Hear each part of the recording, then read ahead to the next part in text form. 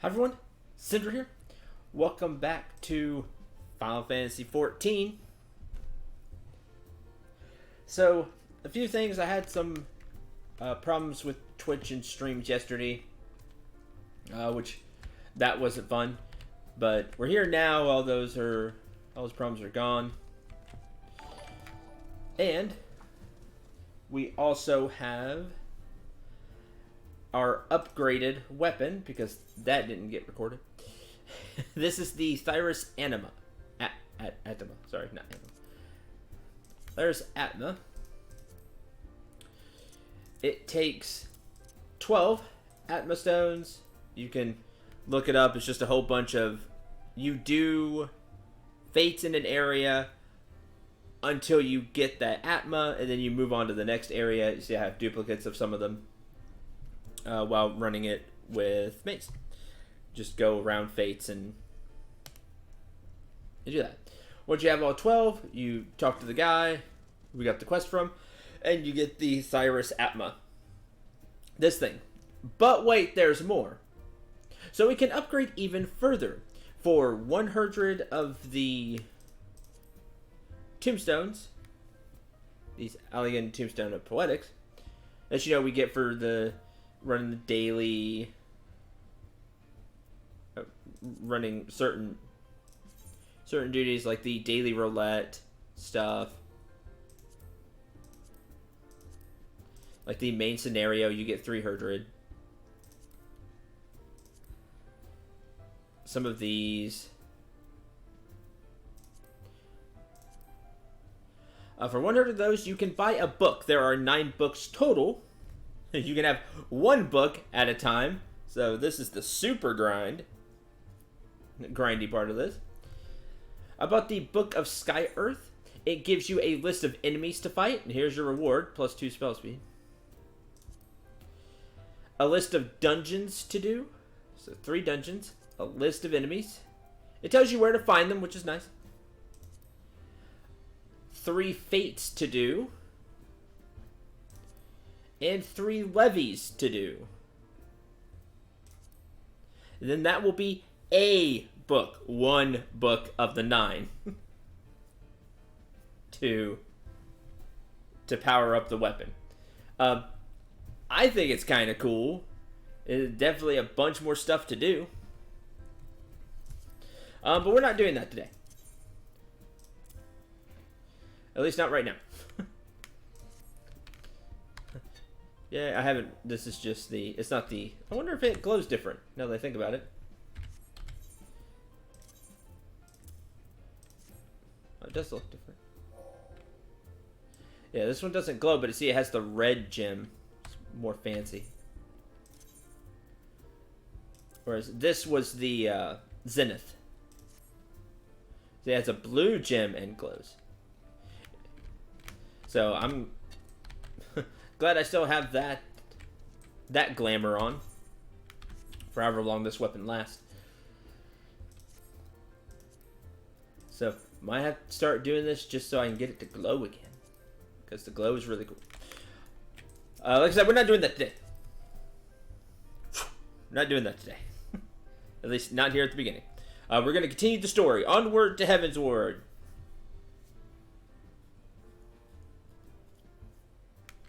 Let us cling together. I think something really heavy is about to happen. I just have a feeling from where the story was going with Adeleche going, I'll take care of the Sultana personally.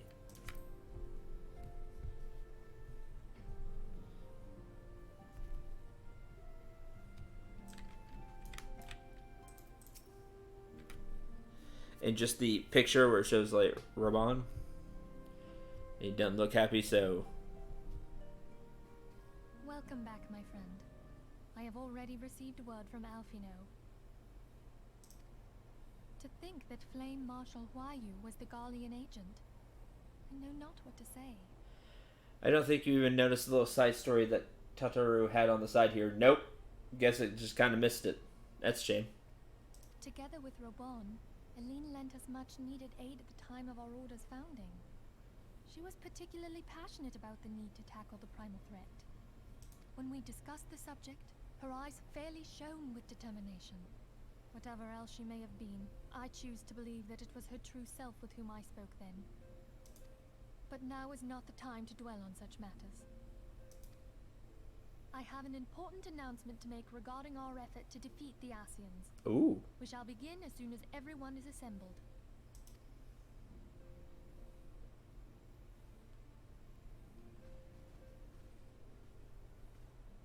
My thanks for coming, friends. Moonbreeder, the floor is yours. By now, I'm sure you're all familiar with white auracite, the miraculous material that'll allow us to capture Ascian souls. Back at Snowcloak, we verified its ability to absorb vast amounts of ether. Alas, it leaves something to be desired in the area of stability. The stone can only store ether for a short while before expelling its contents. In addition to auracite's inherent limitations, we must needs be wary of our enemy's strength. Our foe draweth upon an infinite wellspring of power. Even should we succeed in entrapping him, the stone will not long contain his wrath.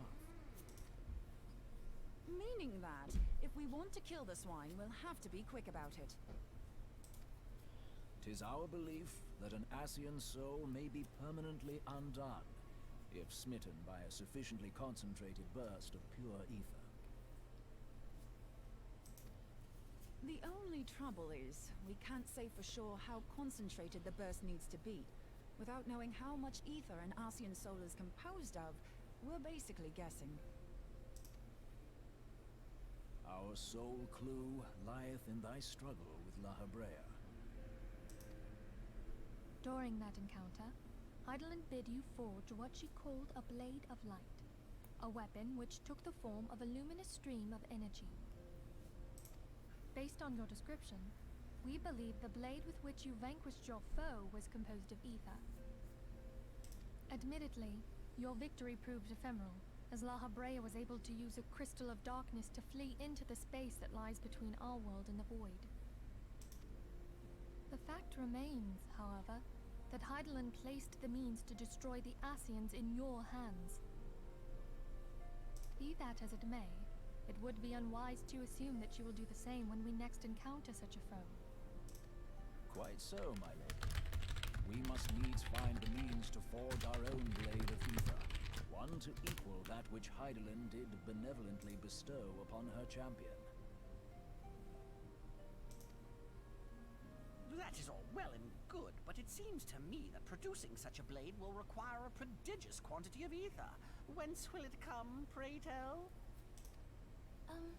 Oh, what if we had two pieces of white auracite? One to trap the Ascian, and the other to store the ether for the blade. Oh, nice try.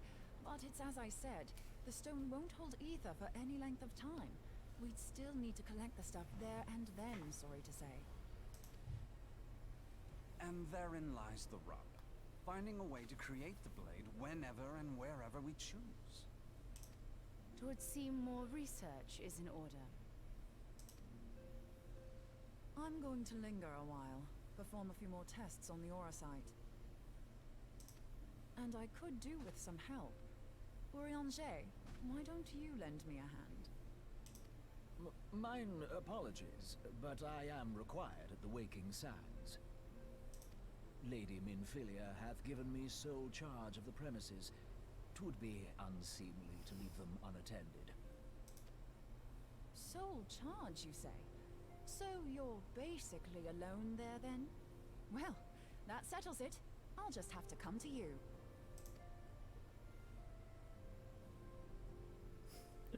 Backfire!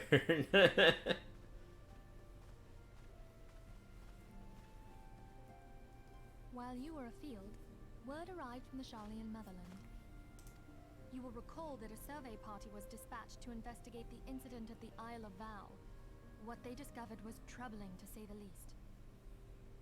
According to the report, the Isle has been erased from existence. 'Twas as if a hole had been torn in the very fabric of reality. Aye, yet the mystery endeth not with the Isle's disappearance. It hath come to light that a number of scholars in various other locales were reported missing at a similar juncture. What's more, they all had something in common with the head of the students of Baldessian. Every last one of them was researching a phenomenon called dimensional compression, or the rejoining as the ancient texts call it. I'll be damned if that's a coincidence. All indications suggest Ascian involvement, but I sense that a force greater still is at work. The entity the Dark Beings call the One True God. We must pray that my dear friend Kryl regains consciousness soon. If she bore witness to the Isle of Val's final moments, she may be able to shed some light on this mystery.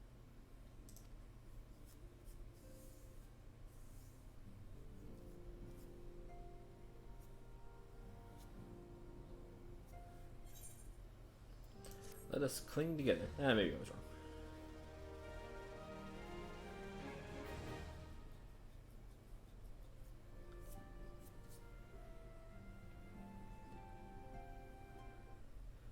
Hi Ravenwind, welcome to the stream.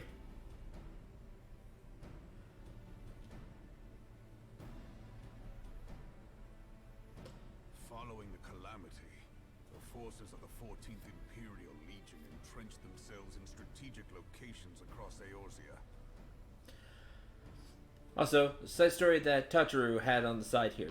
She tried to become a songstress, then a street performer to raise the money the Scions need. See, she is just awesome. She has tried several things now, if I did the quest, to raise money for the Scions. She's just the best. She learned that street performers don't earn that much, so that's a shame. So swiftly did they accomplish this. It was suspected that they had received help. To think that it came from Huayu, my right hand. Royal. Oh man, I completely butchered how I thought that was.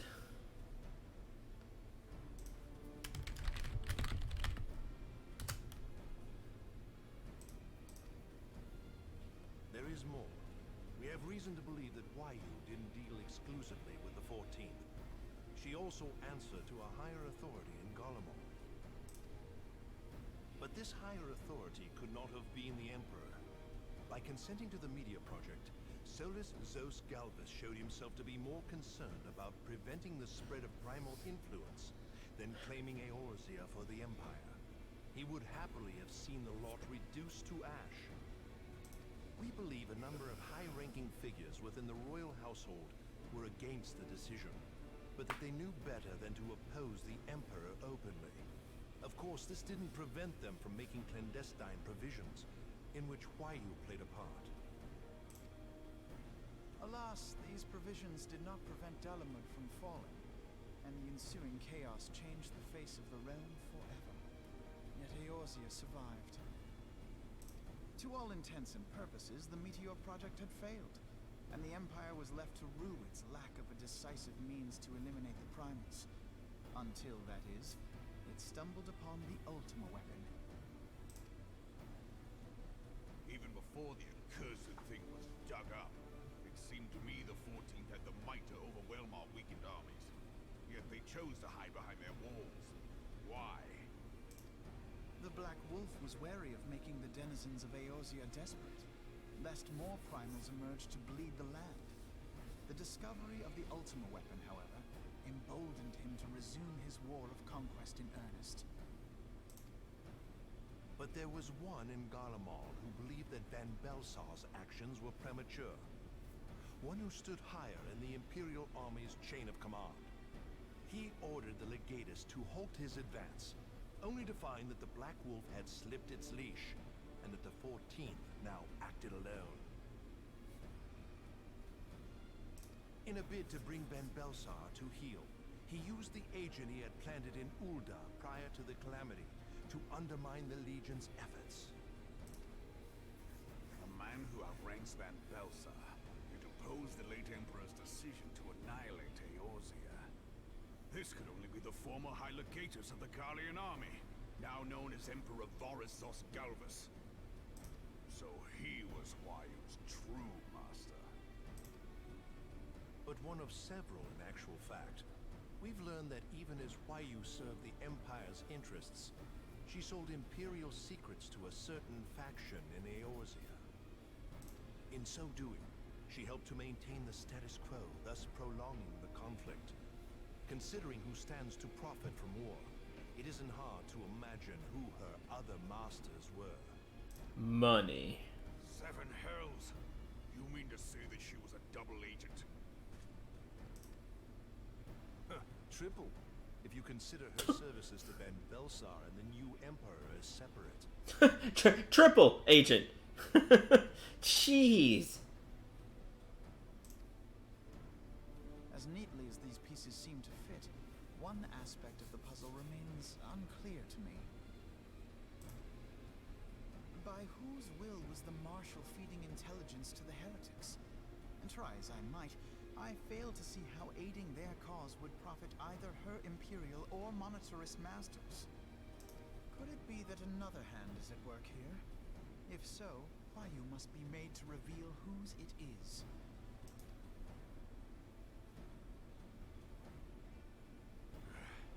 Not only have I lost a trusted friend, now I must interrogate her as a stranger. Not a pleasant task, I grant you, but a necessary one. Unless we weed out the ivy, root, stalk, and stem, it will simply grow back. I know that full well. Those closest to Huayu have already been detained, and I will question them alongside her. General, pray keep in mind that there may be unwitting abettors among them. All will be treated fairly. On that you have my word. Those who are innocent have no cause to fear. You have ever been a friend of truth, General. I hope the unpleasant task of weeding out falsehood will not detain you too long. Though it be for the sake of Eorzea, doubting one's comrades is poison to the soul. And with that, I take my leave.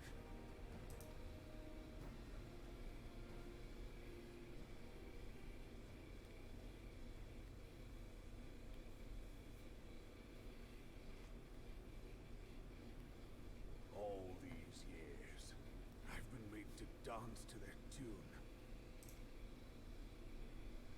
How could you, Huayu? How could you side with them? Those chankers who take from this land and give naught in return, who use their power to disempower and grow fat while the people starve.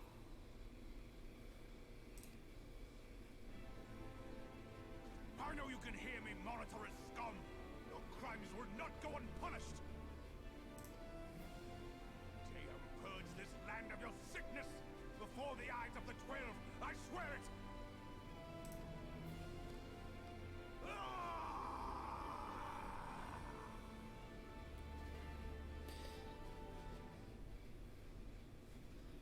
The most serious.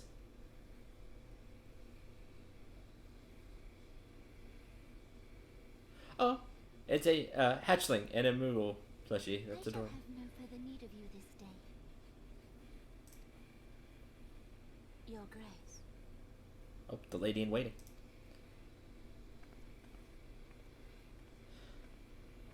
Oh, look at that. That's very nice. Maybe some type of cheese. I fear that not even mine own chamber shall remain private for long. Has the situation grown so grim? Oh, Kanisina. Ever since he proposed the Cartona Reclamation Bill, Teleji Adeleji has risen to greater prominence upon the backs of impoverished refugees.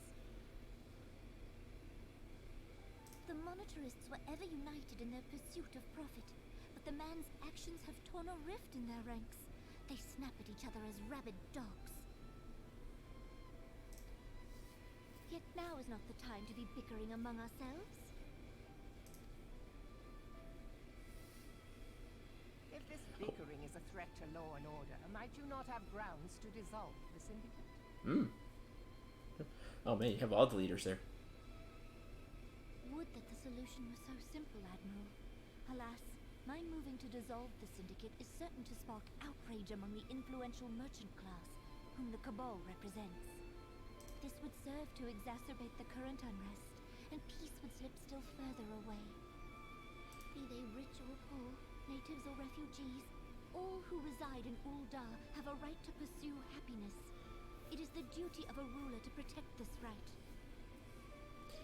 Man, she has it hard, but she's a smart ruler. If I am to perform my duty, I must needs tread warily. It would not do to make enemies heedlessly. Were Lord Lolorito here, he would doubtless say that I have my head in the clouds. A ruler is required to take a wide view. That's right. Try as we might to cater to all needs, some will inevitably be overlooked. As such, there shall ever be citizens who feel aggrieved.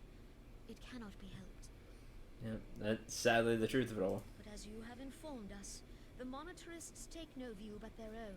Sure. They hunger for power while the masses starve. They care for two things: power and money, which in this place it goes the same.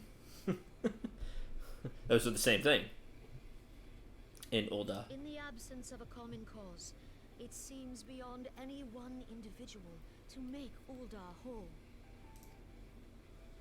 And the presence of a Garlean agent within the immortal flames only makes matters worse. Yeah. Even accounting for Uldah's historic reliance upon mercenaries, such a grievous breach of security is unprecedented. I fear this business will provide the monetarists with a rod to beat Rauban. Yeah, sadly.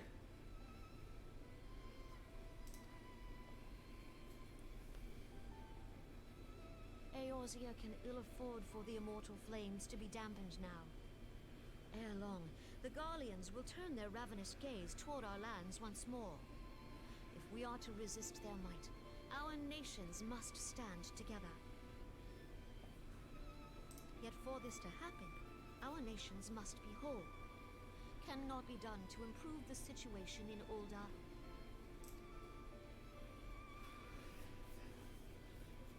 The true wealth of Ul'dah lies in the health, happiness, and hopes of her citizens. Alas, the citizens shall never know these things, so long as their lives are ruled by the ambitions of the few. The monetarists claim to represent the best interests of the people, but in sooth they desire only to manipulate them for their own selfish ends. For the government to serve the people, it must be formed of the people. For Ul'dah to move forward, it is not only the Syndicate that must be dissolved. Nay, you jest.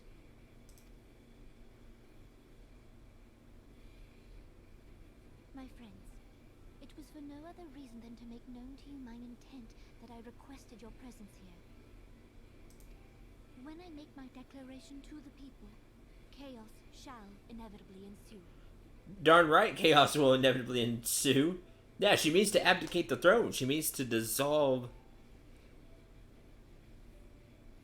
the monarchy at this point. She wants something closer to, it sounds like a republic or a democracy. As the last monarch in the line of Ul, I make unto you this request. Help Rauban to preserve order and protect the people. Forsake them, and you forsake yourselves. For a strong Eorzea will ever have need of a strong Ul'dah.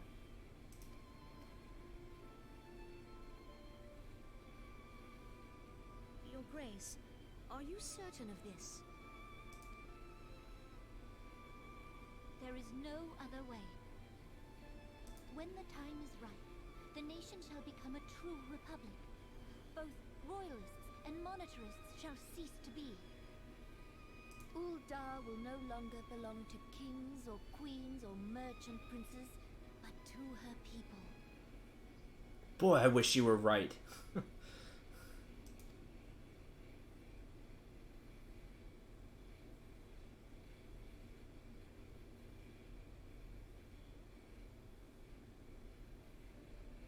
Rauban, forgive me for casting aside all that you have toiled for in my name.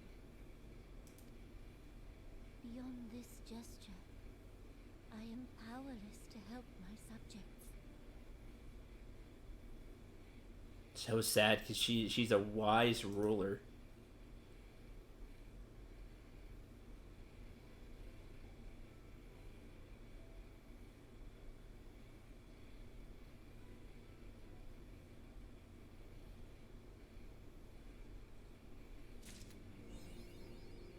Dreams of Ice.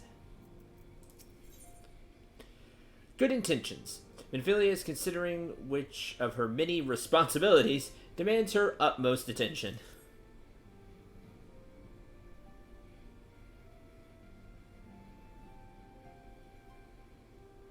I am most eager to address the Ascian threat. However, we dare not neglect our other pressing concerns.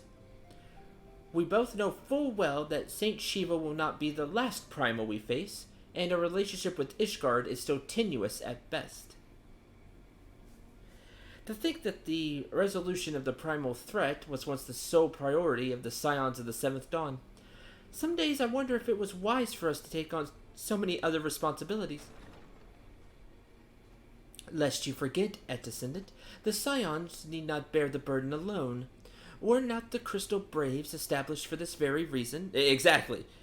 While the responsibilities have grown, so has our ranks, our number, and our power. True, we are presented with a multitude of problems. However, we have all the resources we need to address them in turn. If we were still just the Scions of the Seventh Dawn, just this small group, and had all these responsibilities, that would be a huge problem. Sindral, in particular, is ever a steadying hand, who I will trust to continue to support the Braves. To what do I owe the pleasure? Have there been further developments regarding the situation in Ul'dah? As expected, the Immortal Flames have been struggling to cope with the revelation that one of their highest-ranking officers was a Garlean agent. Suffice it to say, Tel the Adeleche and his monetarist ilk have wasted no time in attempting to turn the situation to their advantage, of course. The Flames are finding themselves hard-pressed. Plainly, General Raban needs our help, and I will direct the Crystal Braves to offer what support they can. If I'm to stay abreast of the latest development and issue effective orders, however, I cannot waste time traveling back and forth. And so, for the foreseeable future, I think it would be best if I were to remain in Ul'dah, unless you have an objection. None whatsoever. We have matters here well in hand. Monbrida's research is proceeding as planned. So she tells me. I'm not familiar with the details. Urianger is poring over his tomes at the Waking Sands, and the others are contributing in their own ways. Alas, the key problem, how to form an ethereal blade at will, remains unsolved. Nevertheless, it is only a matter of time. Sindral, while we focus on that task, mayhap you could assist Alphinaud and his braves with theirs? It would do much to restore faith in the Immortal Flames if the Warrior of Light was seen working on their behalf. Never forget that your esteemed status allows you to act in ways that those more tightly bound to organizations and nations cannot. As ever, I implore you to do so. There we go. Finally, it feels like our status gets us somewhere. Being the Warrior of Light, we can get away with a lot more than, if just the Order of Twin Adder were to try to help. Oh, there's everything wrapped up in that. Or another nation were to help, or something like that. But being kind of above all that with the prestige and, as I said, the esteemed status. Like, oh man, the Warrior of Light is with us. Surely we'll be okay. Not that your response was ever in doubt, but I humbly thank you once more for aiding our cause.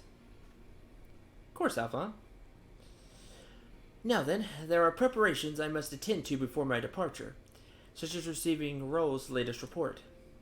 he has proven to be quite skilled at gathering information others wish kept secret. Hence why I placed him under my direct command and ordered him to investigate the Olden riots. When you're finished here, join me outside.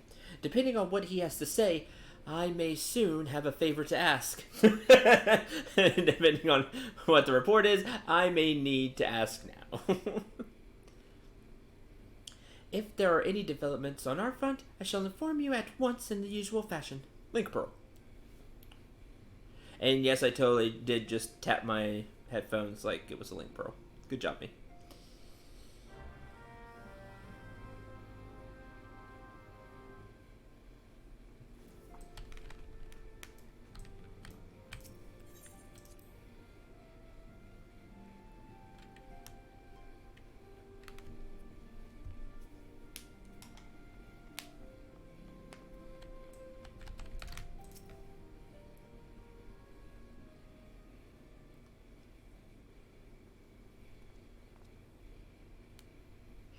Pleasure as always, Sidril.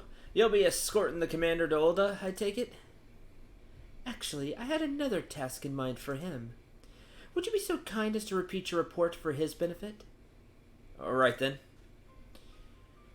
Me and mine have been making inquiries into the source of the weapons what found their ways into the refugees' hands a way back. Right, they got a whole bunch of weapons that, well, they had no means to get. So happens we caught wind of something promising. A rather large purchase of sharp and pointy things by the black marketeer holed up near Highbridge.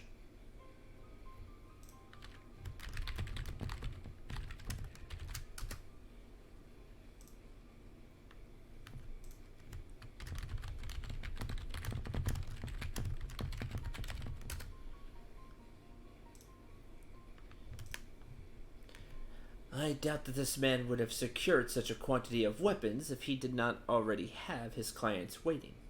Clients that, for whatever reason, would prefer for this transaction to remain secret. Brings to mind that merchant what caught an arrow while talking to Sindral, don't it? Generous fellow he was, doling out swords and spears to the downtrodden and disgruntled. Which isn't to say that these clients have the same mischief in mind, but if you want to be sure, might be prudent to intervene before they collect their goods, savvy?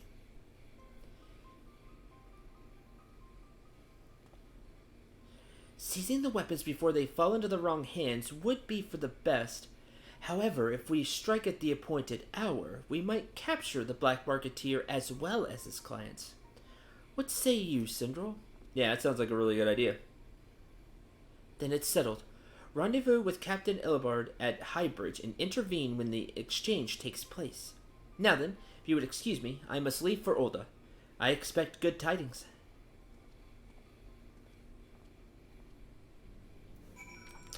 So in FF14, for those of you new here, you can be, well, whatever it is you want to be. And you can take up more than one class. Your class is determined by whatever you have equipped as your weapon. And then you equip other gear that goes with that class. But your weapon determines your class. Because I have a conjurer's weapon, I'm the conjurer / white mage class. White mage is an upgrade to the conjurer class.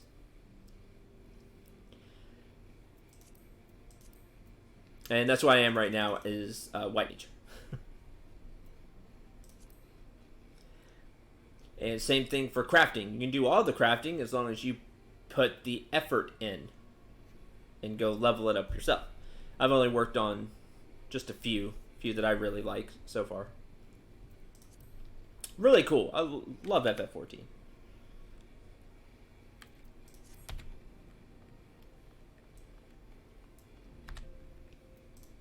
At Highbridge.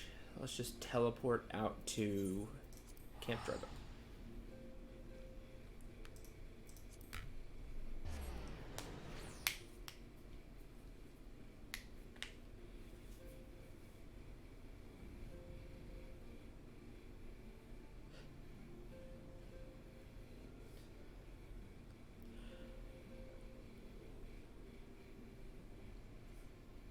Oh, I don't mind at all. I've been thinking about maybe typing more.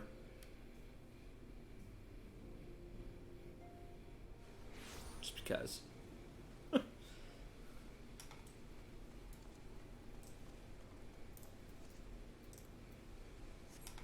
Call it a test, if you will. But I don't mind answering questions and stuff.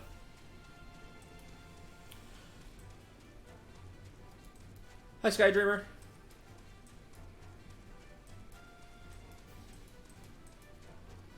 Happy Tuesday. Happy Tuesday. Every day is happy as long as you try to make it so. Character looks awesome though. Thank you. A few of these pieces don't look like what's actually equipped. There are these things called glamours. I don't think I have it. Oh yeah, I do. These glamour prisms, which are really cool. You can. It's like having a skin for your weapons, armor, whatever, and you can make it look like any other item you have in your inventory. And because these look a lot like white mage robes, they're the quote cleric robes that you get for level 50 white mage quest. I took some of the pieces that you can really see and augmented. Like, this is better geared than the cleric's robe, but I made it look like the cleric's robe. I did a terrible job explaining that. Hope you got it.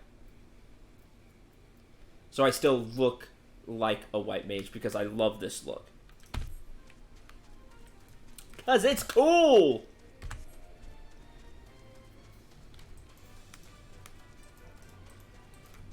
Yeah, exactly. You see that a lot in MMOs or just games in general these days, like Diablo.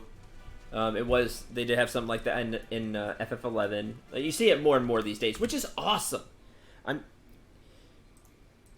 It's so cool because then you don't have to decide between stats, but this looks cooler. Like with this, you don't have to choose, and I like that.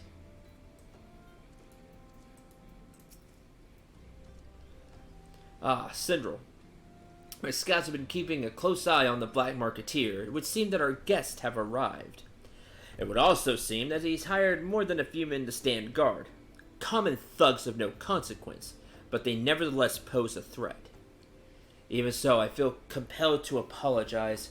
This is far beneath a man of your standing, and Commander Levier needn't have dispatched you hither. I don't mind helping. But powerful men ever have need of loyal, able-bodied friends. Having found one in you, 'tis only natural he would come to rely upon you without hesitation.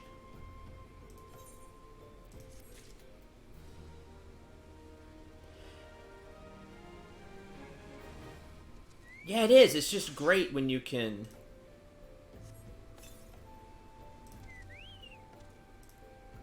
Summon on top of Villabarn. Have a chocobo. It's great when you can customize how you look without having to sacrifice stats. Because honestly, I did not care for the look of the Ironworks set. But I love this look. So, and the look of this staff, which is just phenomenal.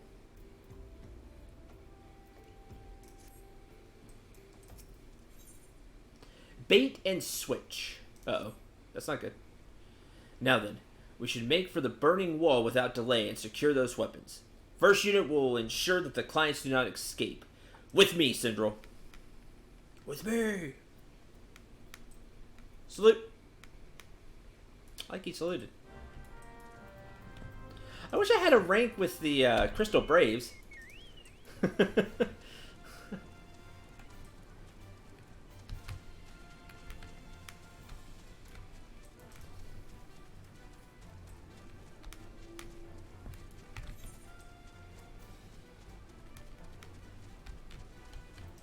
I'm kind of above that in a way. I mean, the Warrior of Light and Alphanod like just asked me to do things. So, I guess that's true too.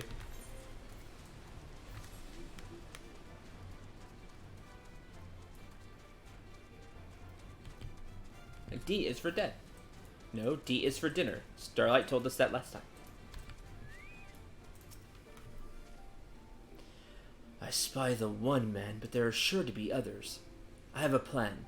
While you approach the sentry and create a distraction, my men and I will slip past and catch the black marketeer unawares. Oh yeah, it looks great. Once you've disposed of the thugs, wait for us outside the tunnel entrance. Any questions? Then let us be off. Good luck, my friend.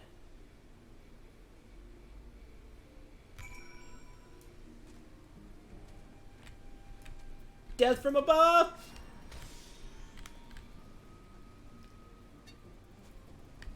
Hi. Who goes there? An adventurer? Damned fool. You should never have come here.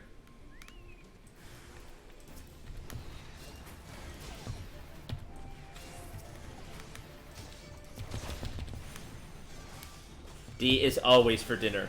Exactly.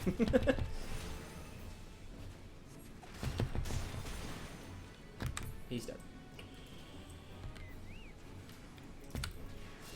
Kill him and be done with it! You wish.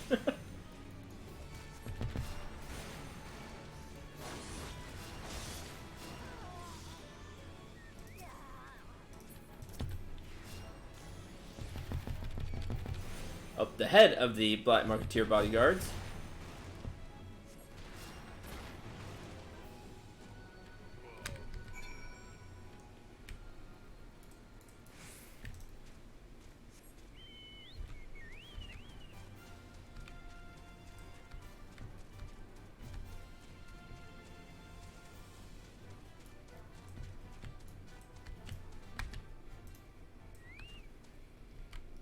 Just fart at your spells, yeah, especially this quest line.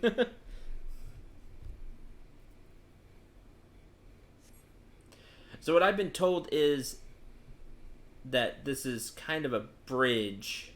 We're kind of in the first DLC, but still kind of in like a bridge to it. From what I've been told, because all these quests are level 50, we haven't reached the level, like 50, like 51 to 60 quests yet.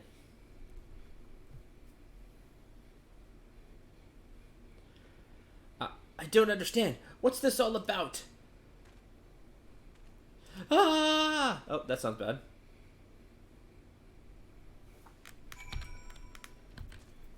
And being a relatively new player, I'm still in that bridge between them. What happened? He's dead. We needed info. As you can see, this is a fine mess. When I tried to restrain him, he drew a hidden blade and lashed out. Before I could disarm him, one of my subordinates panicked, and this is the result.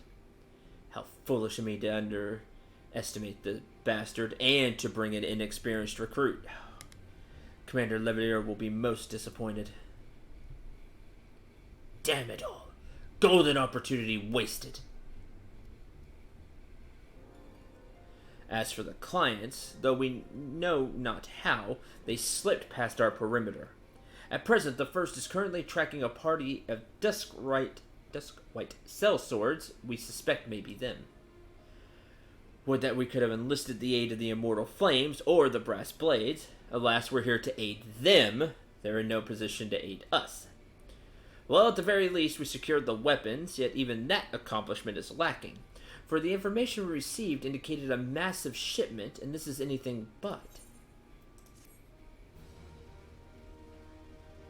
I think this was a decoy.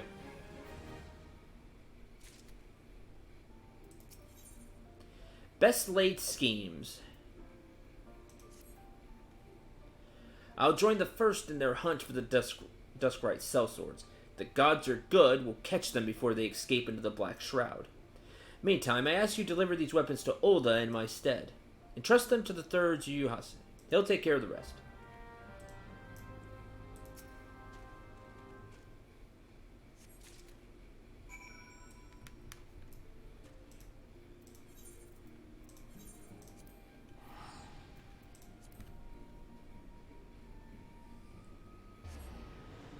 I've heard the DLCs are really good.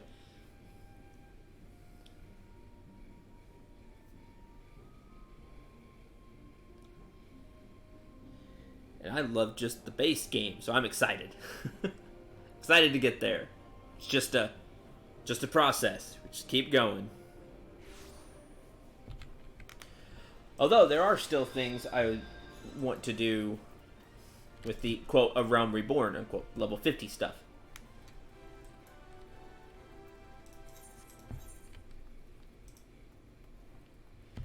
I should just take the warp like a dummy. Weaver's Guild, looks like. Or Hustling Strip. Welcome to the camera. Well, that's what I was trying to explain earlier. You can be every class. You're not stuck to a class like a lot of other MMOs. What did I say? Weaver's Guild.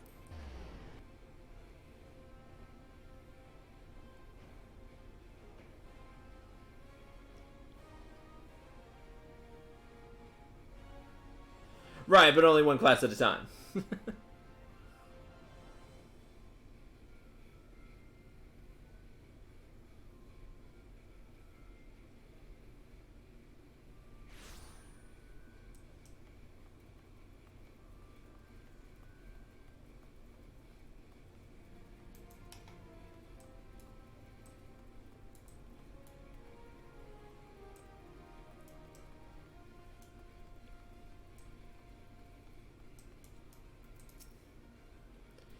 Ah, the Warrior of Light, ever reliable friend to the Crystal Braves. Have my deepest thanks for your assist in Kotharas? I don't know how they're supposed to pronounce. What brings you to us this day? Here you go.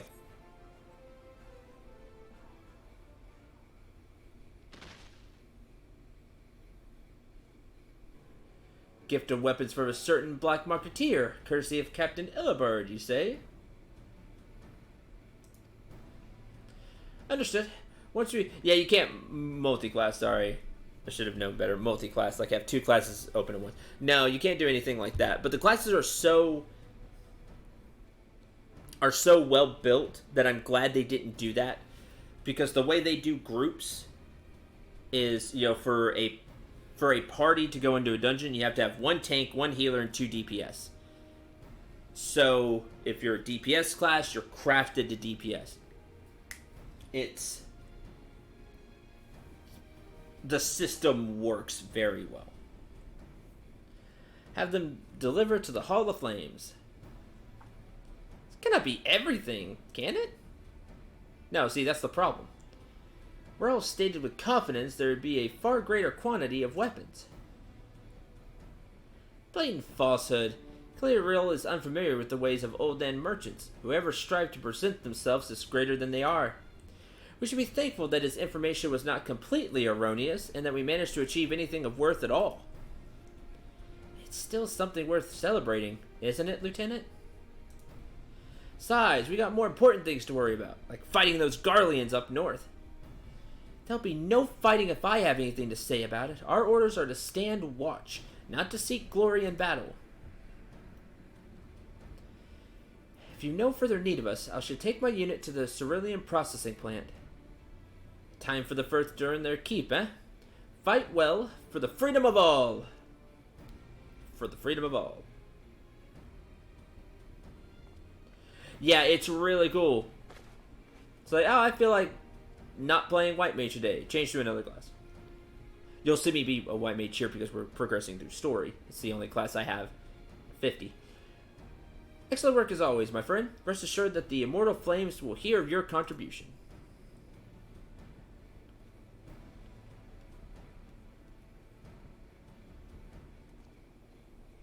Sindro, word if it please ye. Yeah, what's up? Not here. Look for me at the Sapphire Avenue Exchange. No need for whistling this time, don't you worry. Alright.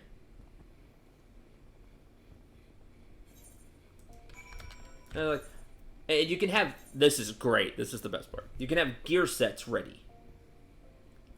I was like, oh, I feel like working on the Marauder class. I don't know why I have 2 Marauder classes. I feel like working on the Marauder class. Oh, I just changed it. And whatever I had saved, it has it. Where you have saved as the gear set, you put it on, and there you go. Start adventuring. Or I'm going to work on my Gladiator class. And then go start taking quests that you didn't take the first time around.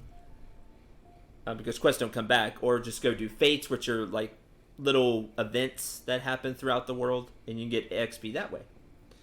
Once you're higher, I'm just going to I'll run a dungeon with my Marauder. Oh, I remember what this was for now. That was for Fashion Report.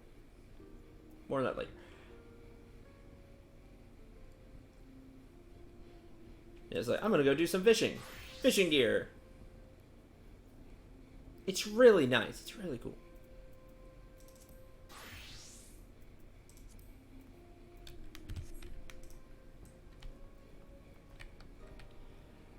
Where do you... Hustling shrimp.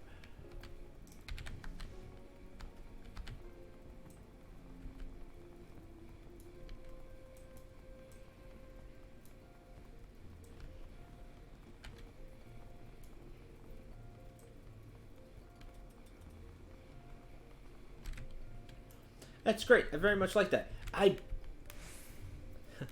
have played a lot of MMOs for various lengths of time. I'd say, man, probably over 100 at this point. I've tried a lot of MMOs over the years. And I get bored with them after a couple of weeks. They just don't hold my interest or anything. I've played FF14 for a little over 2 months now, and I don't see myself stopping anytime soon. It's well built. I love the story. I've heard the DLCs are even more phenomenal. I love all the things you can do in it. The gathering, the crafting. I feel like just doing that one day. Working on different classes. There's that. There's just a lot you can do.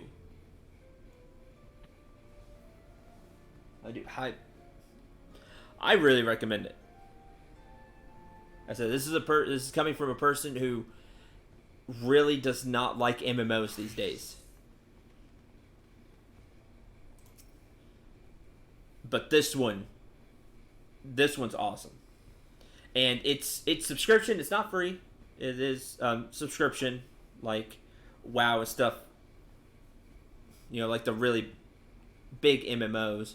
A lot of MMOs have kind of moved away from that.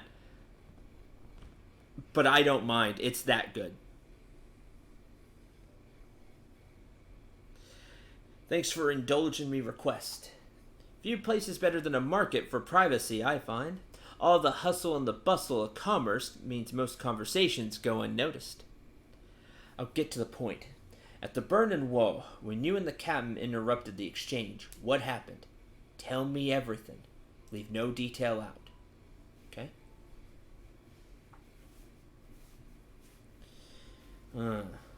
That's not quite how the first told it.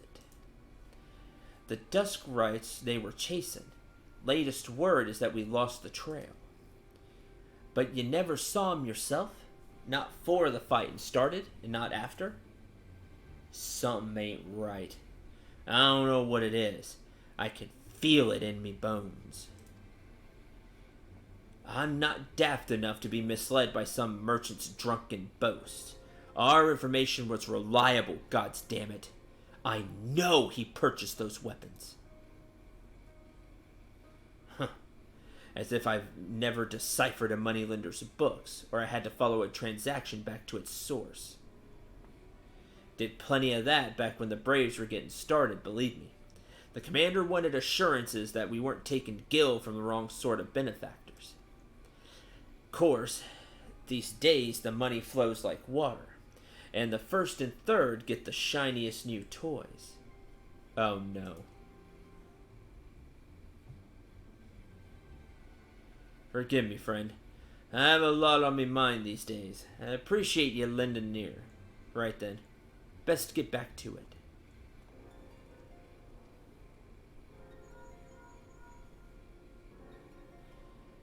Syndra, can you hear me? This is Tataru. Tataru? Your presence is urgently requested at the Rising Stones. Please come and see me as soon as you are able. Alright.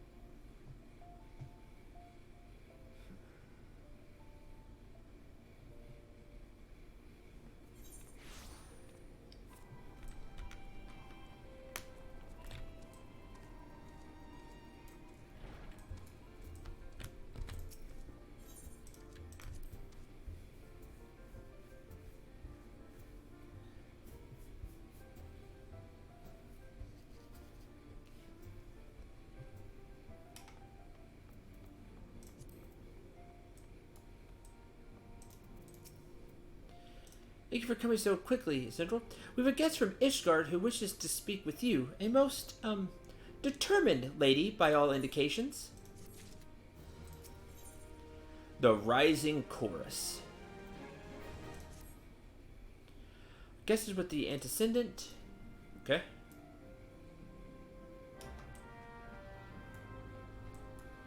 That picture looked wicked.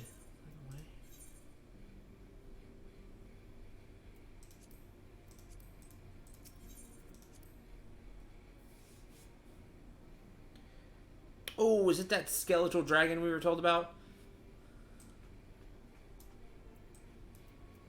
So see ya. Yeah. Yeah, it's gonna be, isn't it? That Midgar Soma. There we go. We have a guest from Ishgard who wishes to speak with you. I believe the two of you have met. Sure have. You're the second in command. We have. I had hoped to speak with Commander Leveilleur as well, but I cannot afford to wait any longer. The Lord Commander sent me hither to request your aid in a matter of grave import. You see now why I had Tataru summon you. Hey, Moonbreeder. Now that we're all assembled, perhaps you would be good enough to elaborate on the nature of the matter which brought you to us. The Observatorium's astrologians have sounded the alarm. Last night, the Dragonstar burned with an intensity not seen in 15 summers.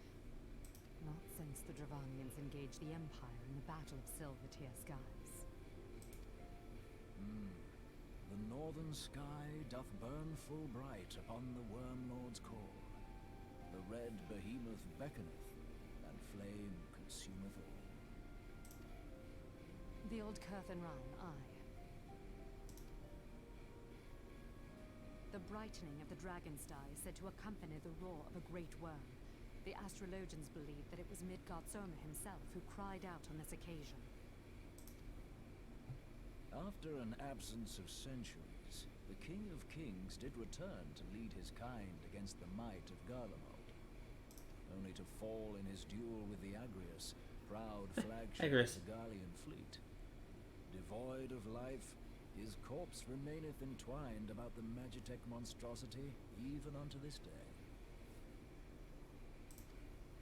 Ariange has the right of it. Whatever this alteration in the Dragonstar portends, the Great Worm has shown no sign of life. Yet. Tataru, have the Domans reported aught out of the ordinary? Chicks that.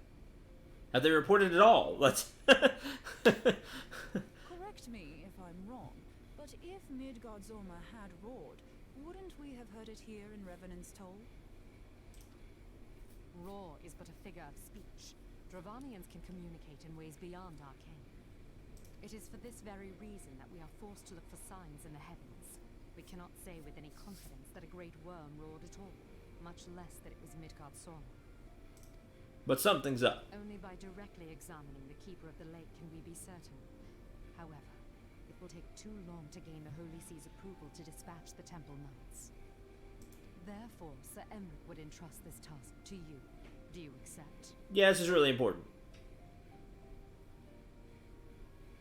We knew you would not disappoint us. Now, if you would excuse me, I must return and assist the Lord Commander. We have precious little time to prepare. To prepare for what, pray tell? War. When a great worm roars, his brethren cannot choose but answer. We prepare for battle. Yeah, with all the other dragon can. Dravonian, that.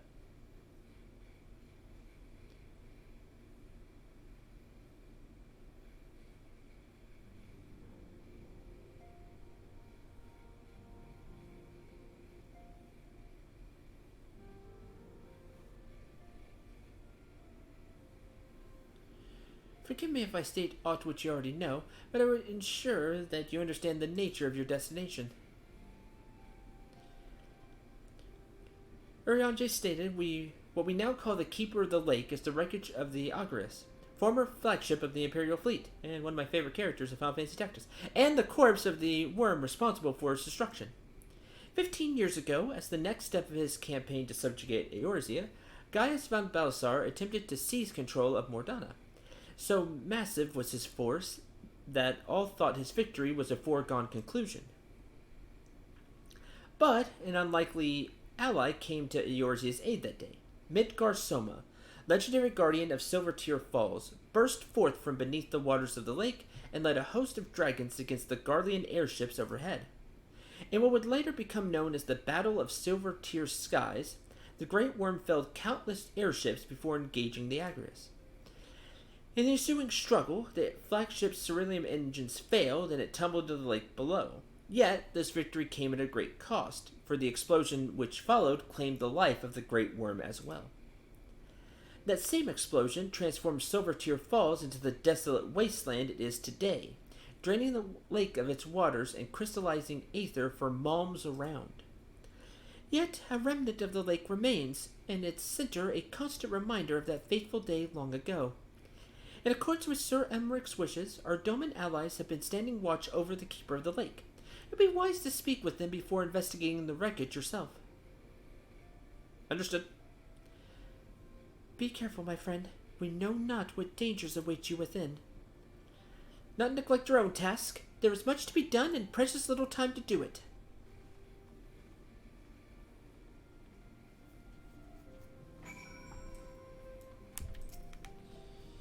For depart, must need speak with the antecedent in private. Okay.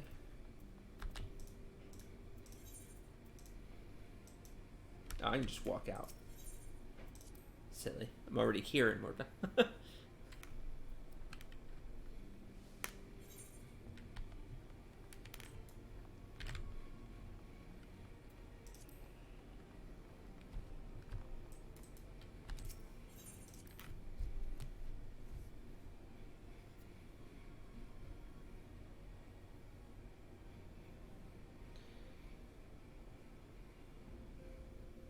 Oh man, with everything getting remade these days, that's what I want a remake of.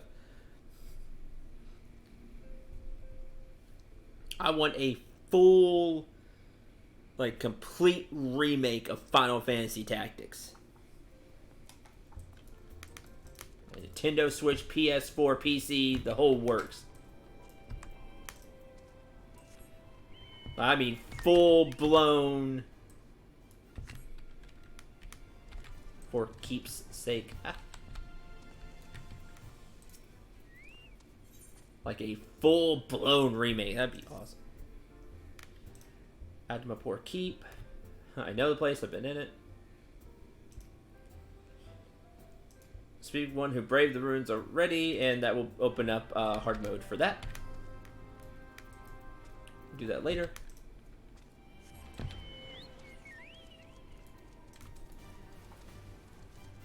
Like, I mean, fancy super remaster remake of it.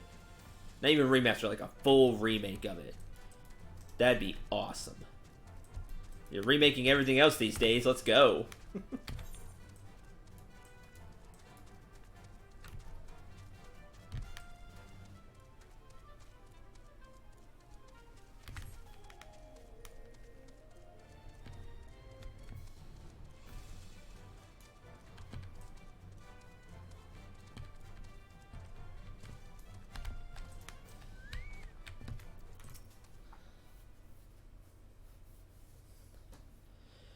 You're in luck, sir. I was about to send word to Revenant's Toll about the Garleans. Of late, I've seen small airships, likely from Castrum Centri, come and go from the Keeper of the Lake.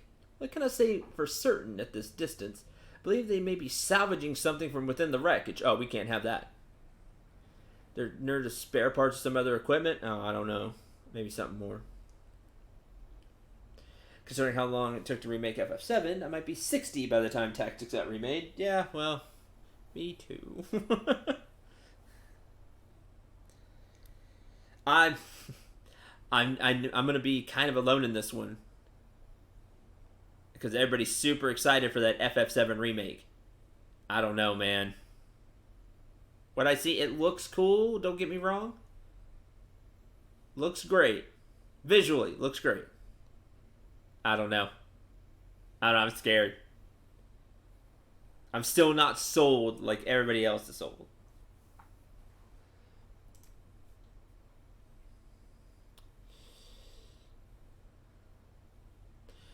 So it's true then? The Guardians honestly fear that the worm might rise again. Yep, seems that way.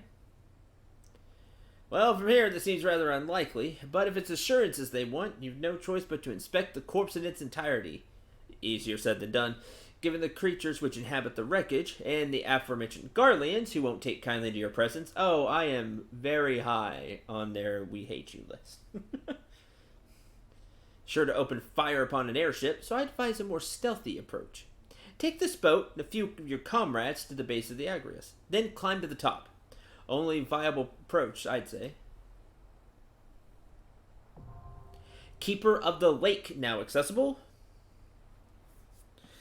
Yup, dungeon time.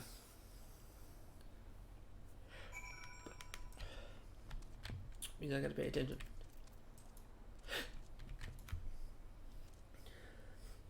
I've said my piece on FF7 in a stream of FF7.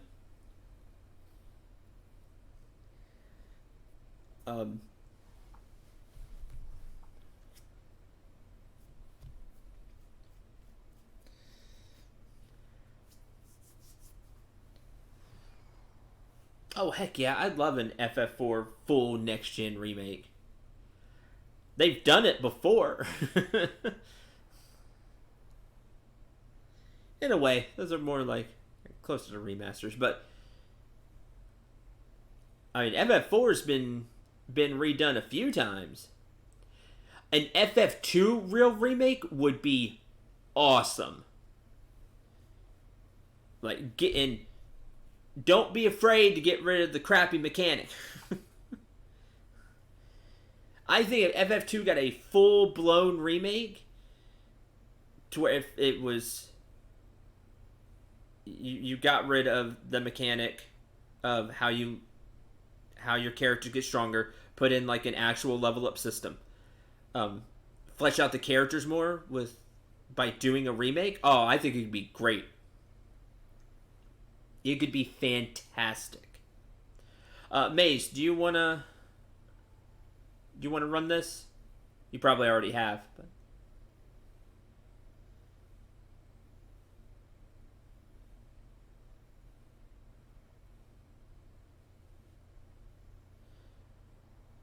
not unlocked yet? Okay.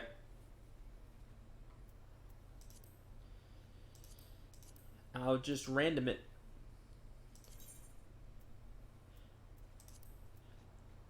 And if I'm on when you do it, let me know. And I'll go with you. Oh, 100 tombstones. Heck yeah. I'll run it again.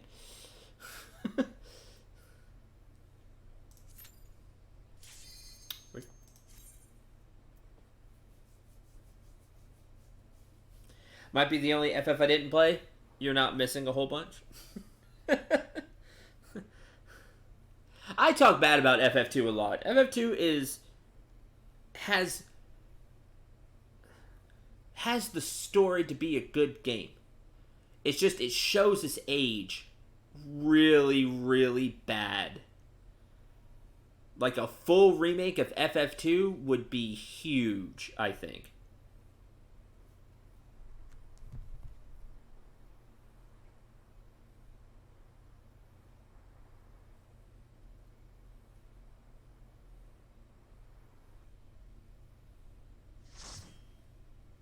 Light Party, which is a 4-person party. 1 tank, 1 healer, 2 DPS. The healer being me, in this case.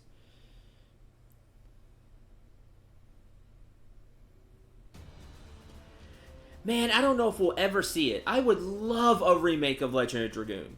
I think that's the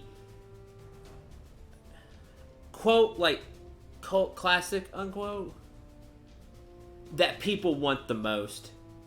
Like, people may not think of it right offhand, but if you bring up Legend of Dragoon and a person has played it,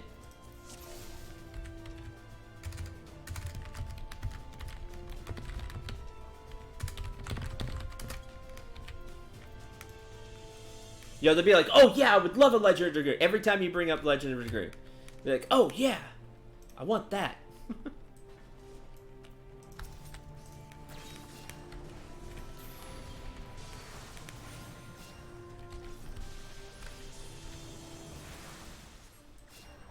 Like, that's one I would love to see. It's like we're seeing all these games getting remade these days, that it is something. There are so many I would like to see. Legend of Dragoon being one I would like to see.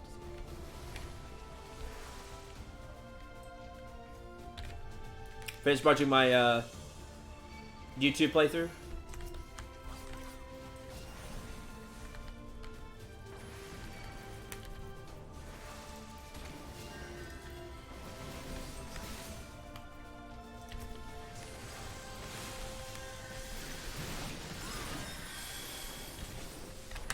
A person.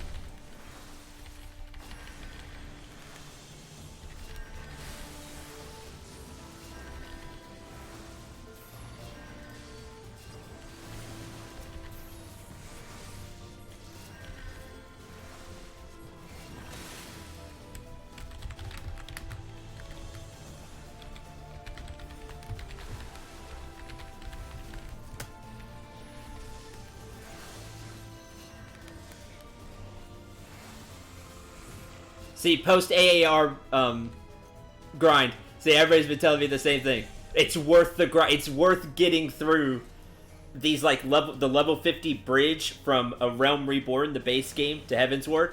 This is easily, like, the 5th, maybe, like, 10th group I've been in. They'd be like, oh, it's worth it. You just need to keep going.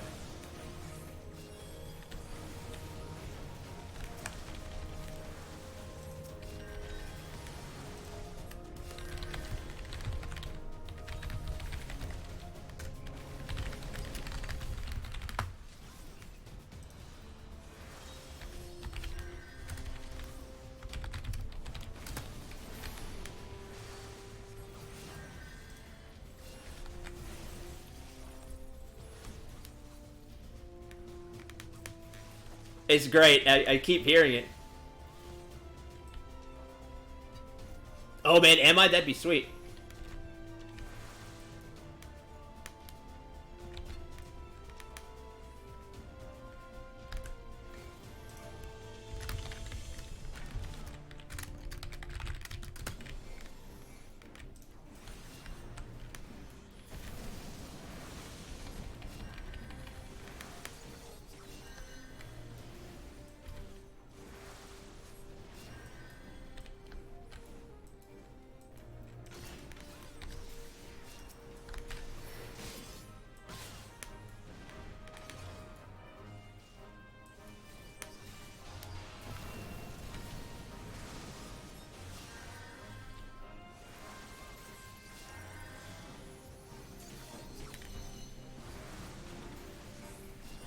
Everybody keeps telling me that that Heavensward is so good, and it's worth getting there.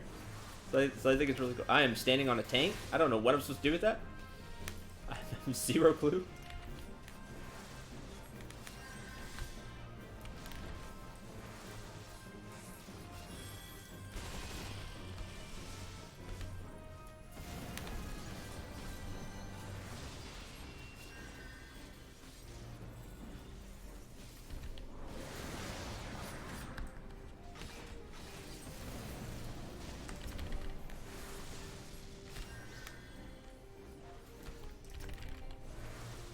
That's about to blow up, isn't it?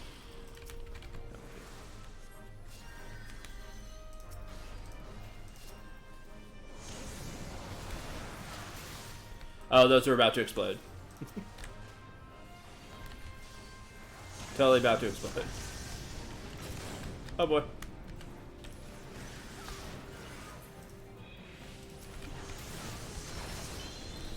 Ow.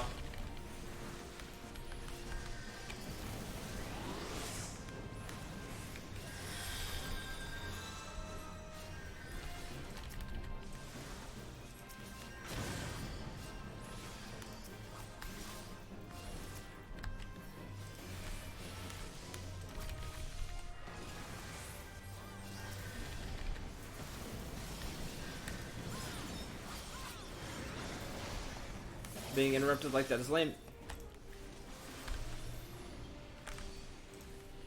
Does the aggro mechanic target healers first in FF14?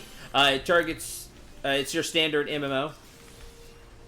Whoever hits the enemy first will get aggro.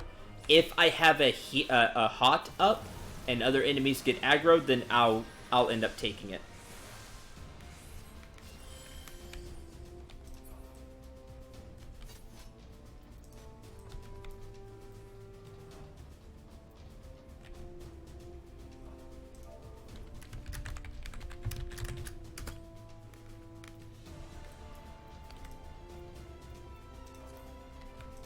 Mysterious ore. I'll greet it.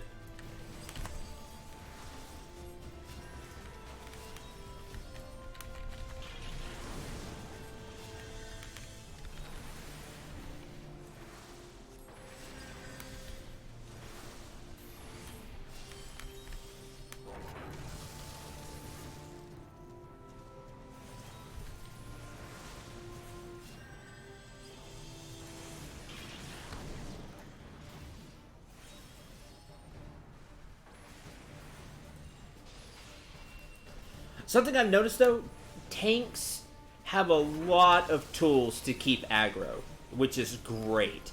In fact, at least the two starting tanks. Not sure about the newer ones. Have something like this: Defiance. Immunity is increased. Basically, you get more aggro, which is really cool. So as long as the enemy's been hit before, as long as they've hit the enemy, I don't really take aggro. Ads will immediately go to me because of regen. Like, they've not been hit, so I get healing aggro from it.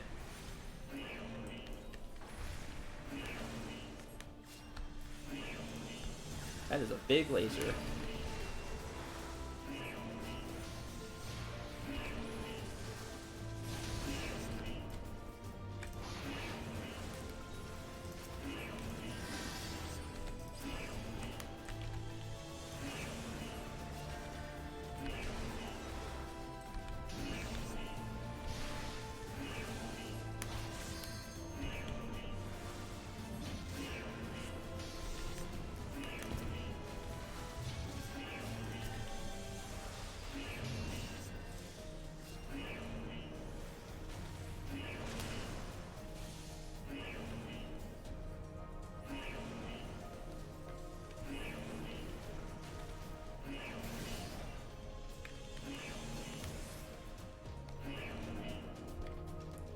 I've never been a healer in an MMO. Too much responsibility.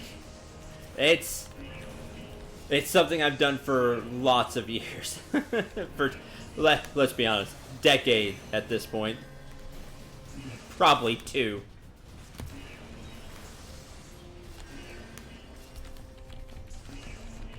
I just have a lot of experience healing. It is a lot of responsibility, though.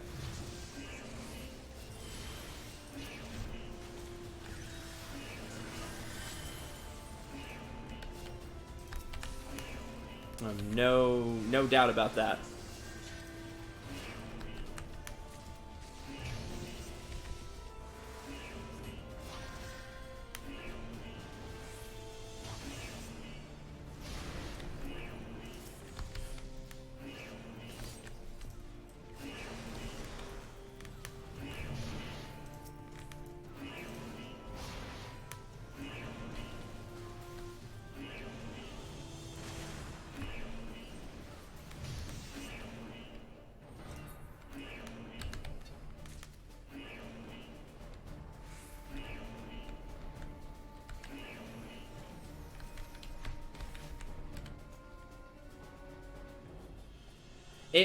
It started out, it was the role that I always got stuck with, was healing. I like healing, but I would always get stuck with it with all my friends because nobody else wanted to heal. And then it just became kind of my role.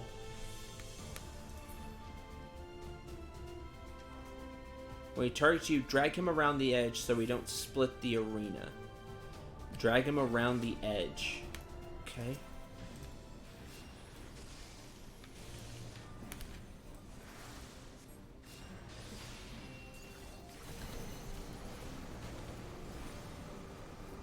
Oh, because he's just gonna do something like that. Okay. Okay, I see. Oh God. Will you eat that? Okay.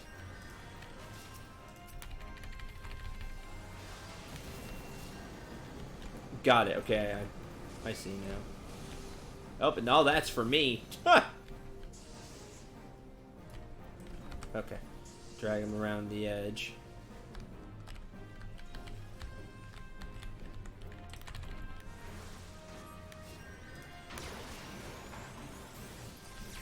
Okay, so he starts from there and goes. Okay. Oh.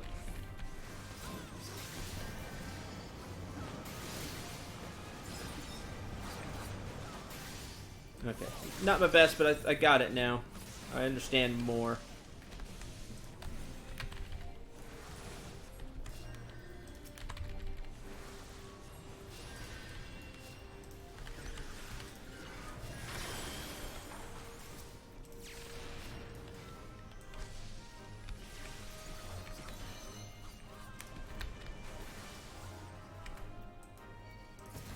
I'm almost positive. No, nobody got out. Okay.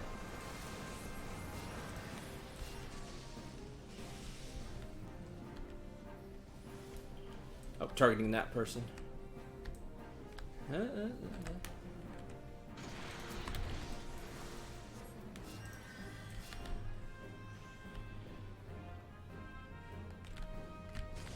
That crud. I wasn't close enough.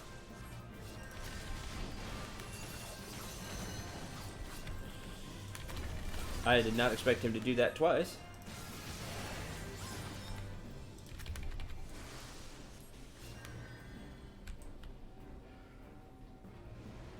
Here, come here.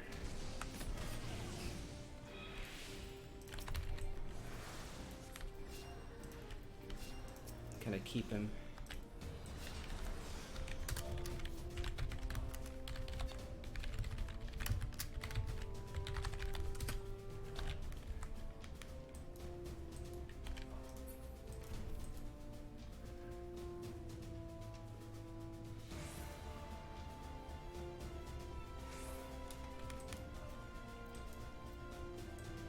Yeah, way faster than I thought it was going to be.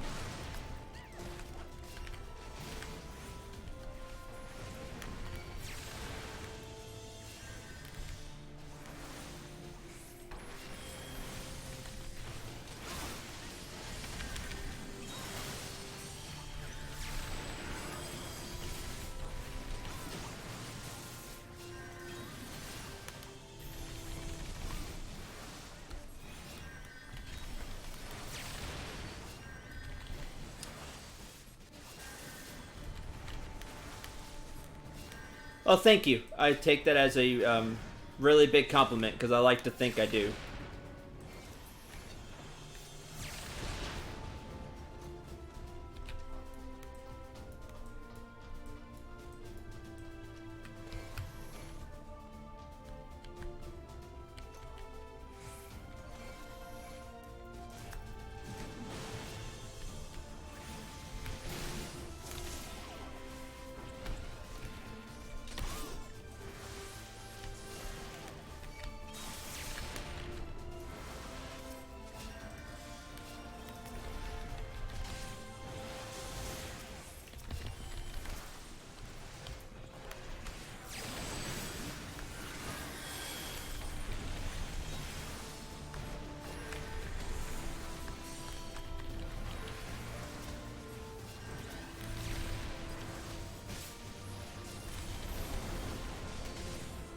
Ah, being interrupted is lame.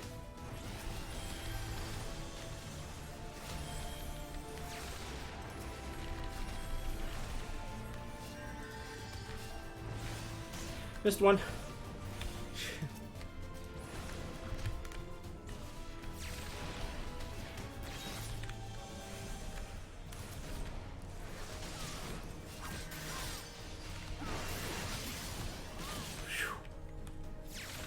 That was rough.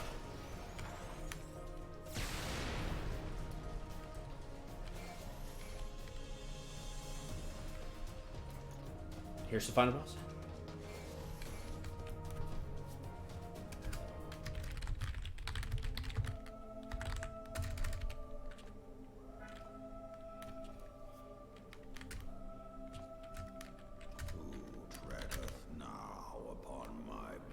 Kill the bird ASAP.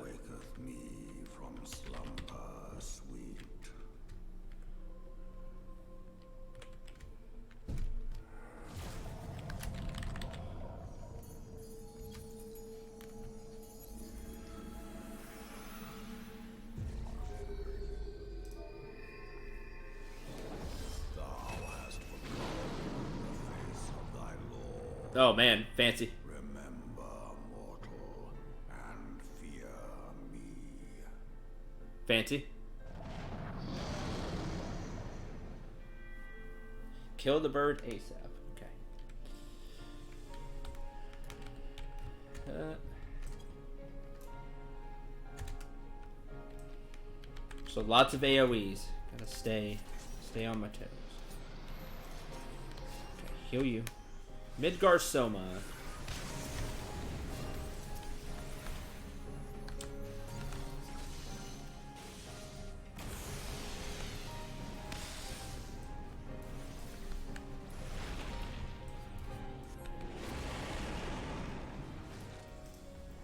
Mirage Dragon.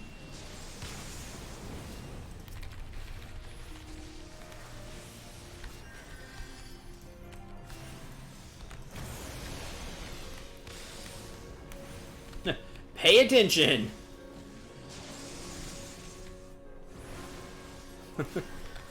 Pay attention where the hits are coming from. Definitely Medica 2. This one's free. I'm gonna eat that one. Nope. We're gonna get rid of that now. That's silly.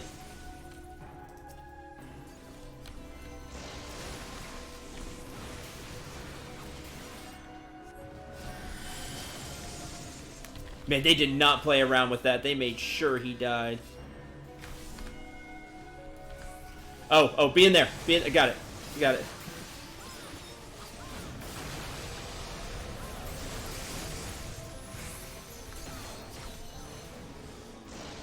Oh, we're gonna end up eating that. That was lame.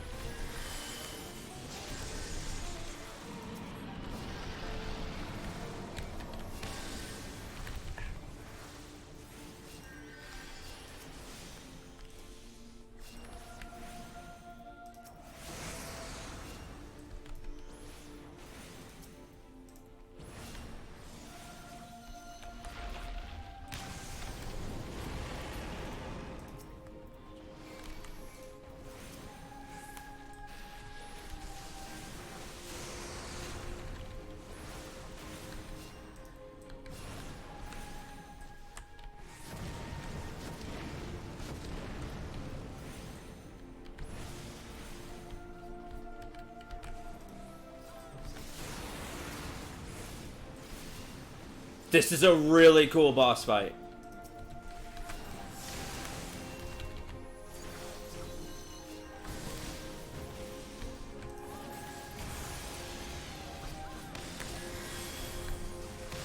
Oh man. Both those were on top of each other.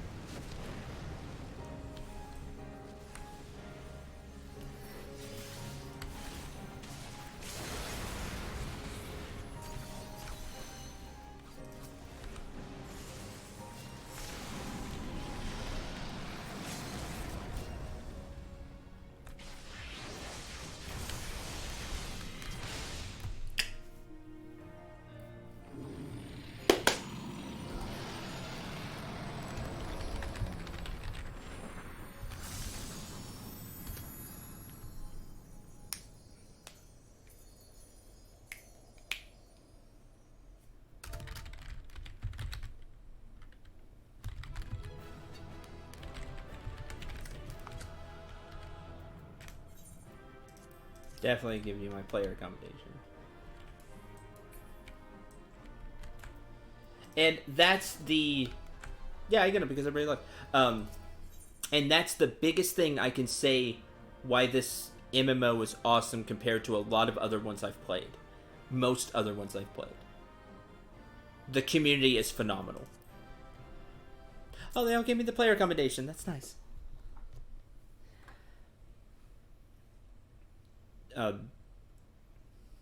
I've only had like one bad person in all the dungeons, everything that I've run with randoms.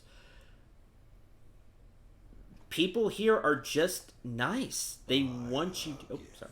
Hast thou earned a moment's reprieve?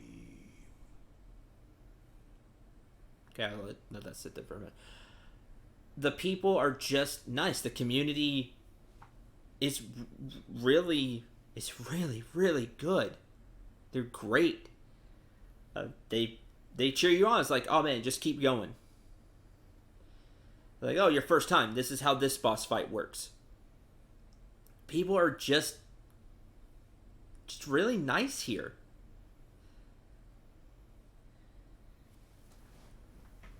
And it's great.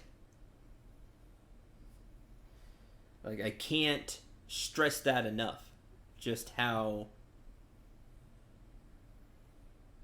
much the community has been really helpful.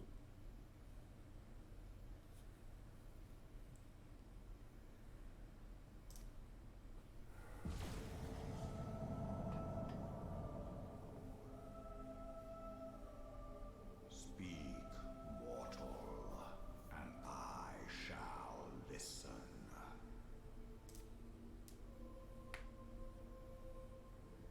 Guided by a star.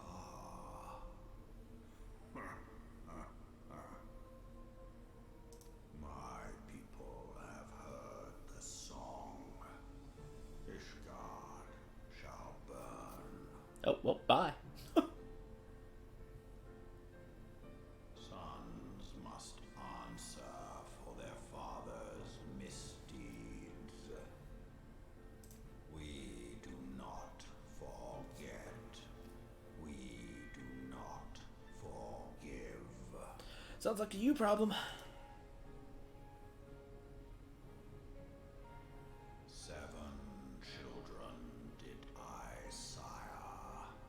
One now singeth of retribution. I rise to join in the chorus.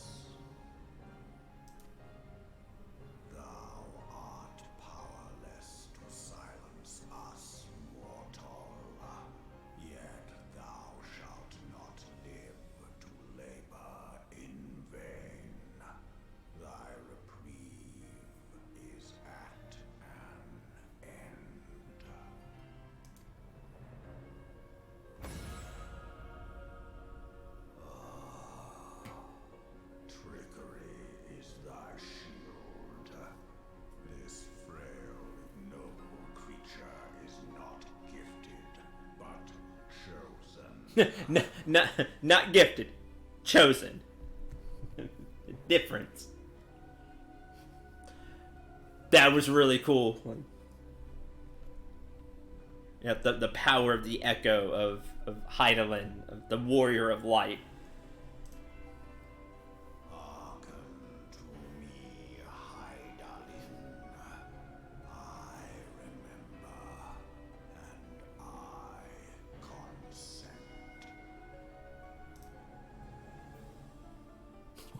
That was cool. Fear not, mortal.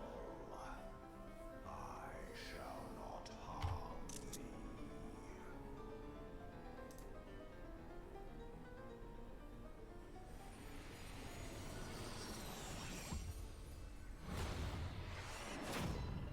Huh?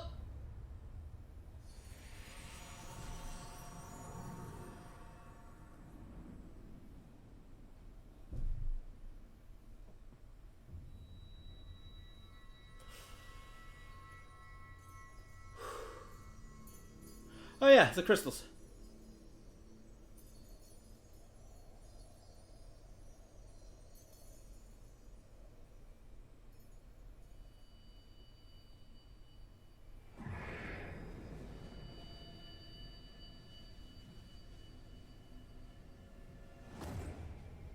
That's not good.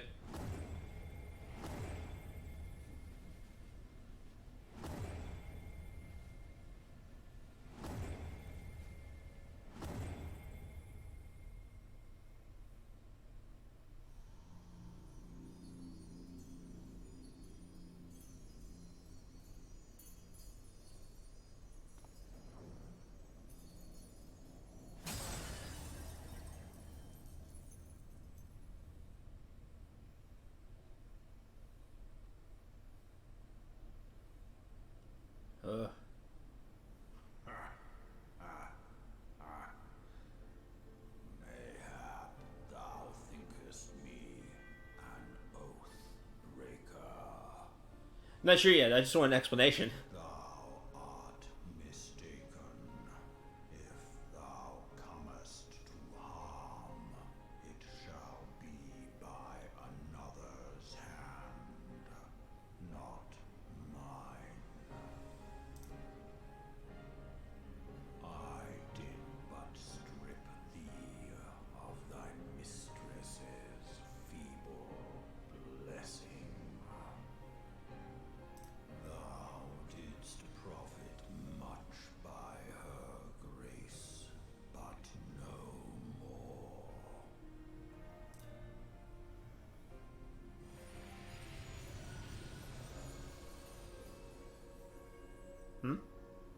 Oh, it's adorable.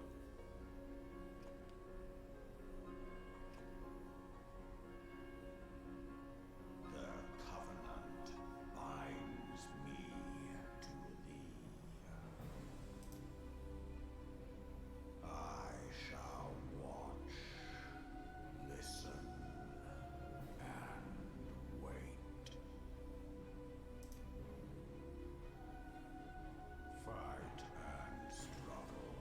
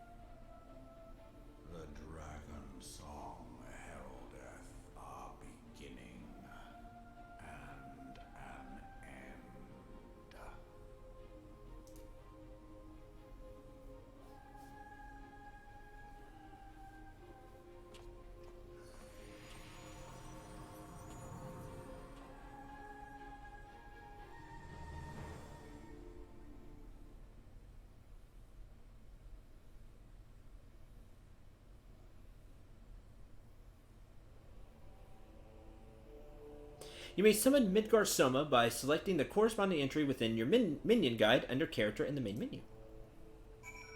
Now summon the Midgar Soma minion.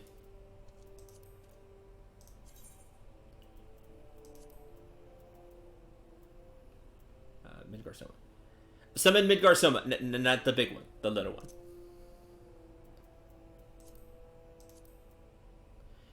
Father of Dragons, Keeper of the Lake, Bane of the 14th Legion. While it is difficult to believe the Yom Long Pup could be any of these things, he assures you his current form is only temporary while he awaits the reconstruction of a new corporeal vessel.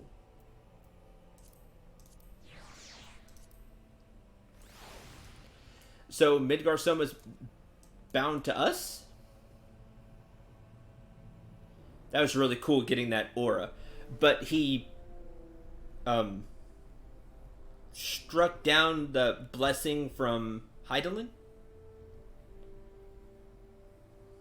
Like he dispelled it? I'm not sure what to think.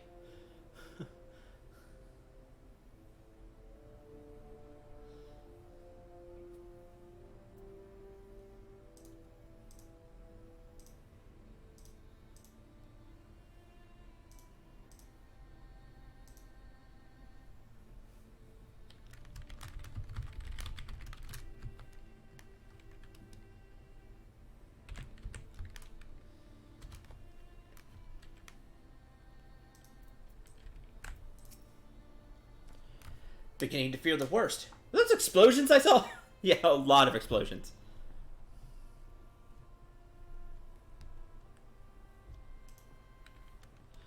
Oh, don't remember. That LP was a long time ago. You shouldn't waste time talking to me. Alphinaud left a message that you will return to the Rising Stones at once. Oh, we're doing that.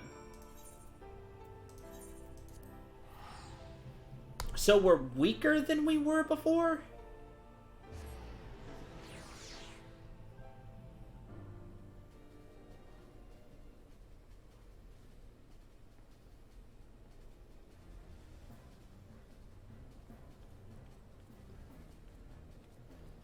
We clearly lost power. He like shot and broke something.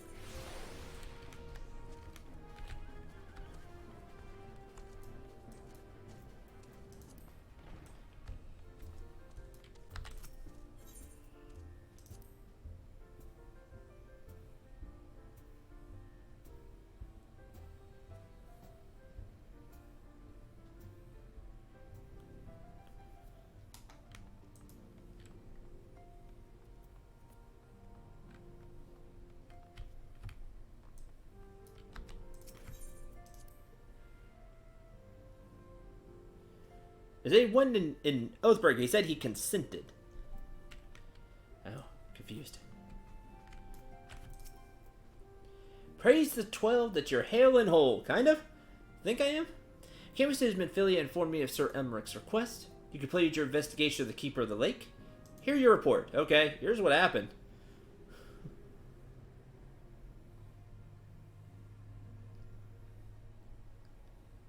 You conversed with Midgar Soma?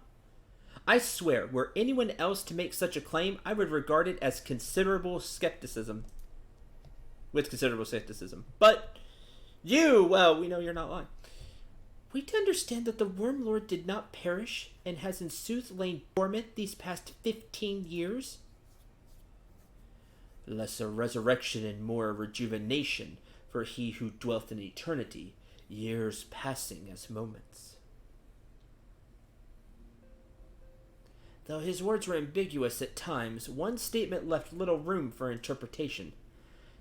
My people have heard the song, Ishgard shall burn. Yep.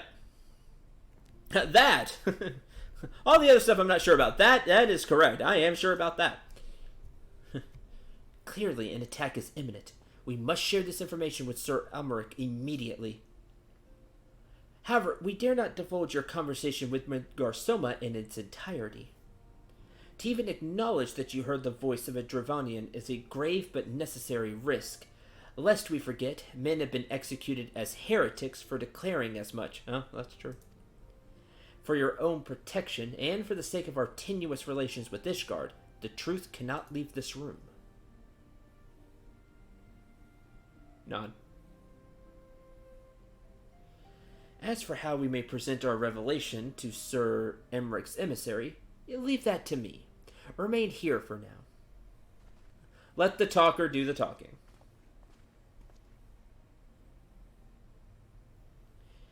Is there something you're not telling us, Sindral? You seem different somehow.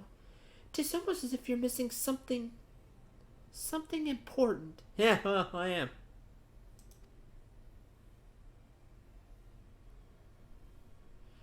12 for Finn. Midgar stripped you of the blessing of light? Are you alright? How do you feel? Yeah, it's not great. I see. It's a relief to hear that you're otherwise unharmed.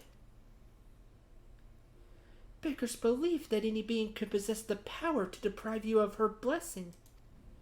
Midgar someone made mention of a covenant, did he not?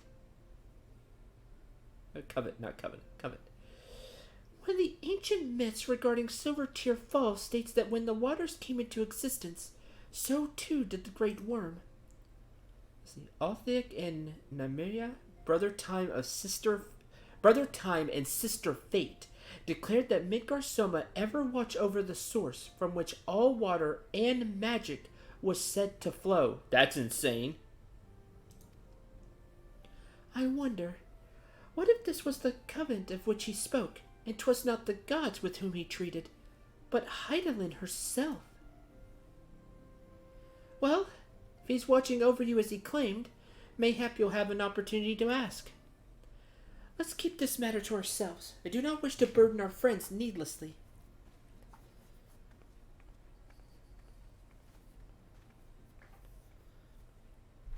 That stinks. I lost plot powers. Midgar Soma. Hi. Art thou a pawn, or master of thy fate? What hast thou wrought by thine own hands, mortal?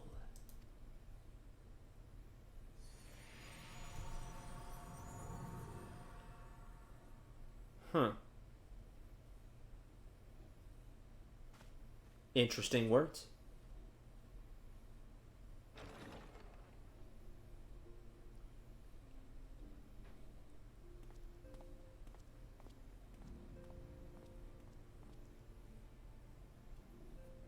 My friend, I can scarce believe it. You confronted the Worm Lord and lived to tell the tale.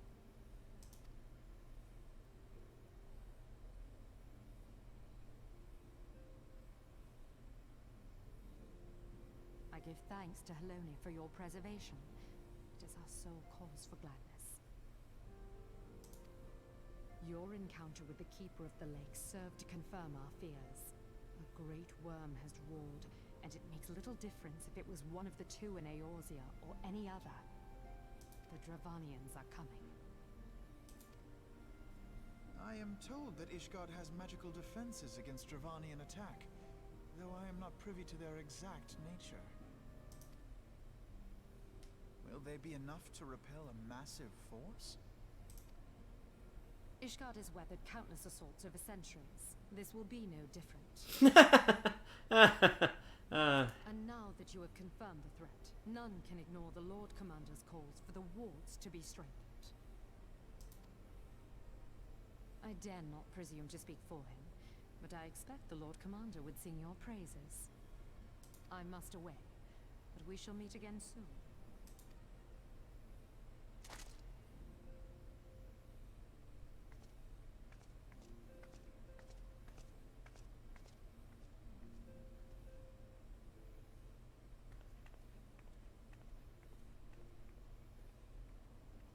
Countless assaults weathered, and this will be no different? Why am I not convinced? No, I'm not either. Glad we're on the same page, Alkanon.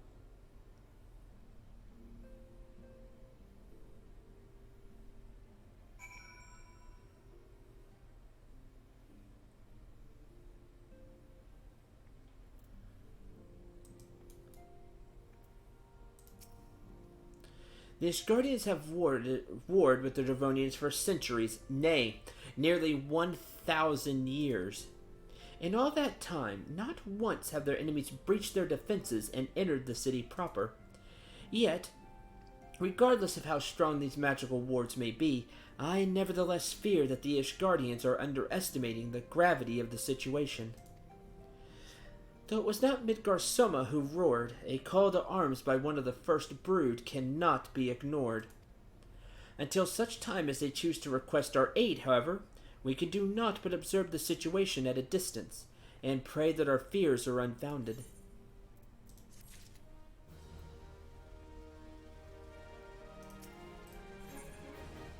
Aether on demand. Aether on demand. Oh, man. That's another thing. The quest names are so amazing.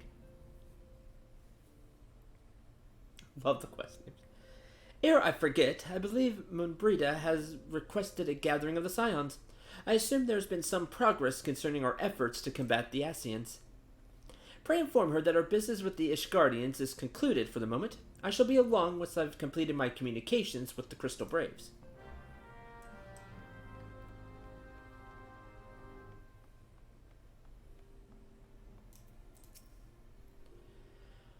All done with your talk of dragons? Wonderful, because Ascians are next on the menu. Head to the solar, shall we? Let's.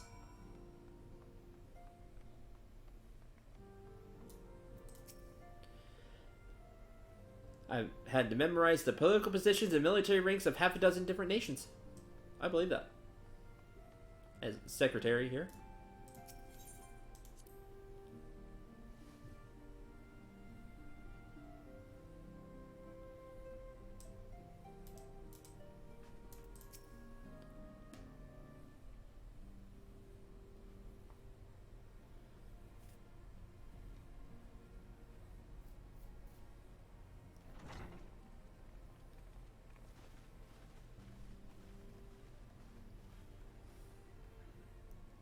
Now that everything's calmed down a bit, relatively speaking, I mean, I thought it might be a good time to share our progress on the weapon.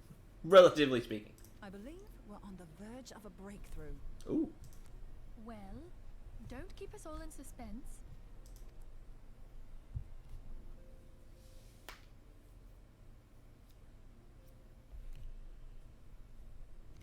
Just in case anyone's forgotten, let's start by reviewing what we already know. So, an Ascian is an immortal because its soul doesn't return to the ethereal realm when its host is defeated. Instead, it flees to the place that lies between our world and the void. Therefore, the first step to permanently defeating an Ascian is preventing its soul from making this journey. And if you recall, when we last gathered here, I had verified that white auracite has adequate capacity to entrap the beings, albeit only briefly. Which left the small matter of their extermination. Aye. To unmake an Ascian soul, one must needs smite it with a concentrated burst, or blade, of purest ether. However, we wanted for both the data and the means to forge such a weapon. Short of experimenting on an actual Ascian, you see, there's no way to gauge how much ether its soul is made of. As such, we don't know what etheric density our blade needs to have in order for it to work. So we'll just have to make the densest blade we can and hope for the best. Though that would require a lot of ether. Hang on a minute! Why didn't we think of this before? White auracite can hold an absolute heap of ether, can't it? Please tell me you're joking. God's sakes, Ida. I feel as though I'm reliving the same scene over and over with you. How many times do you need to be told that white auracite cannot store ether for long periods? Being intangible matter, ether is given to dispersion. Only in its crystallized form is it a stable source of energy. I will test you later on this, so see to it you do not forget. Right, yes. It's all coming back to me. So our hopes rest on good old crystals again, do they? While they are certainly reliable, they leave something to be desired in the area of portability. Indeed. I am reminded of the quantity of corrupted crystals required to thwart Leviathan, and the extraordinary lengths to which the Lamentsons went to transport them.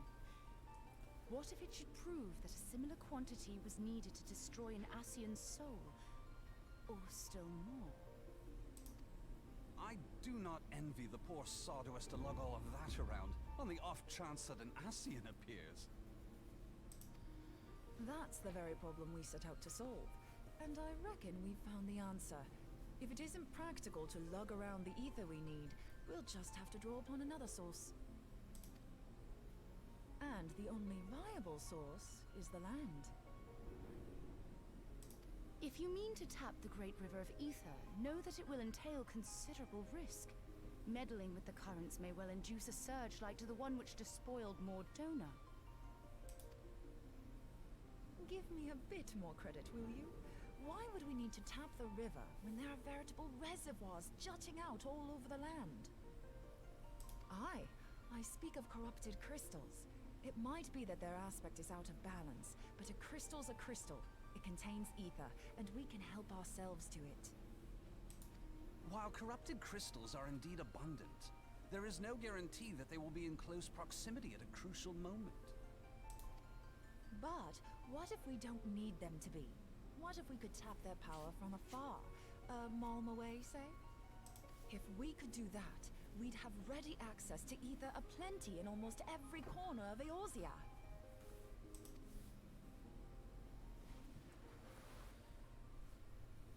I've yet to put my theories to the proof, but I've got a good feeling about this. If no one has any objections, I'd like to see where this avenue leads. If you think it's worth your while, you have my blessing. But tell us, what are your theories? I, for one, am most eager to understand the process, however vaguely. I thought you might say that, but no one wants to listen to boring old theories all day, do they? I know I don't. So with your permission, I'd like to try something a bit more hands-on. Hands-on? I've already built an etheric siphon especially for this purpose, and I've been meaning to try it out. Thing is, the profusion of corrupted crystals in Mordona makes it something of a high-risk testing ground. If anything goes awry with the siphon, it would be better if it didn't happen within spitting distance of quite so much ether. Ideally, I need an isolated specimen. Does anyone know where I can find one? May I suggest northern Thanalan? There you will find corrupted crystals of middling size, standing a reasonable distance apart. Ideal for your needs, I should have thought. Oh, and if you do elect to visit the place, I should be much obliged if you would assist me in another matter while you are in the area. Of course. Has something happened? Movement has been observed at Castrum Meridianum. During Operation Archon, the Alliance dealt the stronghold a heavy blow. Its facilities were extensively damaged, and its garrison reduced to a fraction of its former strength. Not long after our forces withdrew, however, their ranks were replenished by reinforcements from Castrum's sentry. They now seek to rebuild, and to this end they have their sights set upon the ceruleum processing plant. Having lost the Empire's support, the 14th Legion lacks the resources to sustain itself. To them, this is a bid for survival, and they will doubtless fight like desperate men. Though I have dispatched the Crystal Braves, I fear their strength alone may not suffice to stay the Imperial assault. I would request the Scion's aid in the defensive effort. If I didn't know better, I'd say you were trying to inveigle us into fighting your battle with the promise of shiny crystals. Pretty much, yes. Well then, consider me inveigled. I won't lie, the crystals you speak of sound perfect. So the Garleans have to go. Alright, I'm in. Besides, we can't afford to beat about the bush. There's no telling when the Arcians will next appear. Thine eagerness to hurl thyself into the jaws of danger cometh as little surprise. Exercise due caution, I prithee. Though you have become a crystal brave, you are yet a scion, Alphino. We could hardly refuse you. Pray, join the Crystal Braves and lend them your support. Thancred and Papalymo shall accompany you. Great.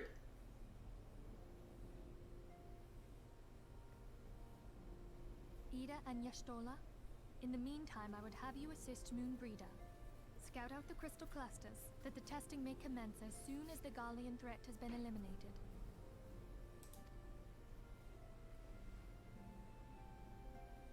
If it please you, I shall continue mine own experiments on white orosite. Thank you, Arianger. Everyone, pray see to your preparations and depart as soon as you're able. Go well, and be safe.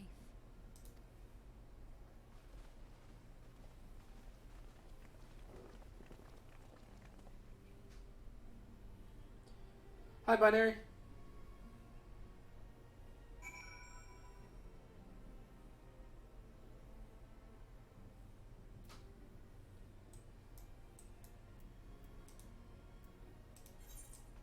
He's just out here, okay. Or I start jumping all over the place. Only 2 dungeons missing in the first book for my ammo weapon upgrade. Nice.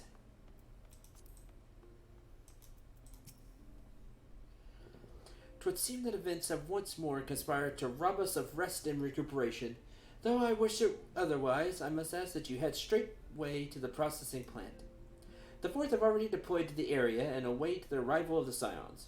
Willard will brief you on the developing situation.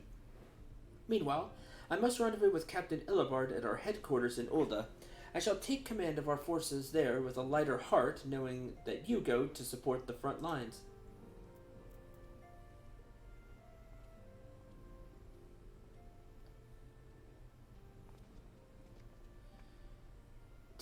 Your duties take you to Northern Thanalan, do they not? Mm-hmm.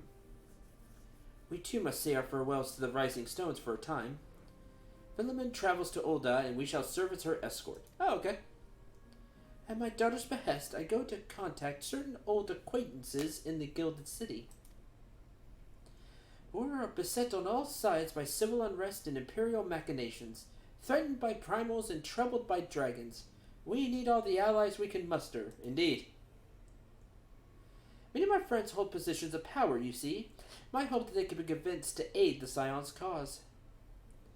If past events have taught us anything, then we know that Eorzea must present a united front or we shall fall. How extraordinary that my little Acilia is involved in such far-reaching affairs. Proud that I might stand at her side, not only as a mother, but also a colleague. Colleague with influential connections? I fear that Ulda has become a place of danger, even for one so familiar with their streets. Bah!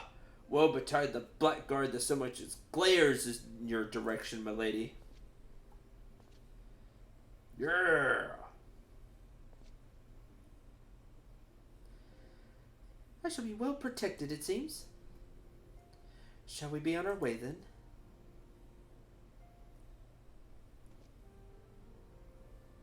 And he put up a good fight, so you're in good hands. Plus you have the mage.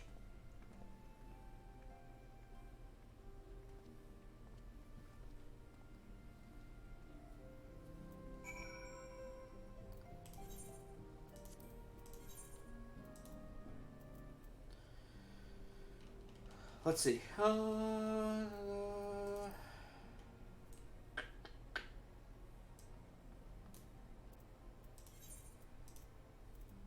little bit more.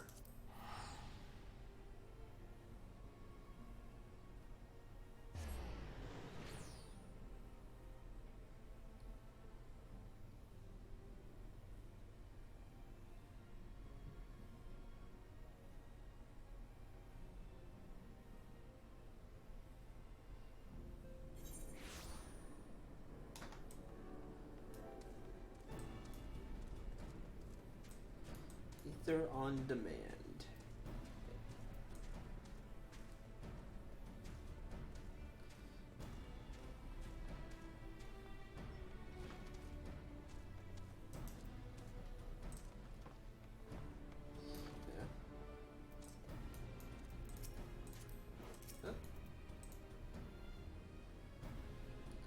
The artisans? Commander Levier sent word that you'd be coming. A veteran of your talents is most welcome. Not that I don't think we can handle the situation, mind you. I've learned a trick or two since that disaster with the... But back to the task at hand. The Flames reconnaissance scouts have reported Imperial soldiers assembling at Rabon's push. Such a force is likely interested in only one thing, getting their hands on the resources found here at the processing plant.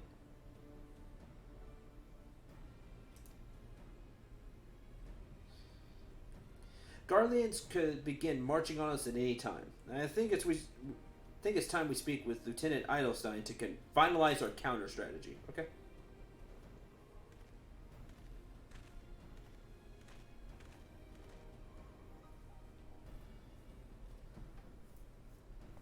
Who's this dude?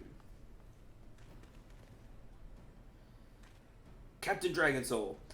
My soldiers yet tell tales of your deeds during Operation Archon. Oh, you must be with Twin Adder, now that I look at it. It was all black, though. It was weird. That's how I heard Mobrita pronounce Asian Arsian?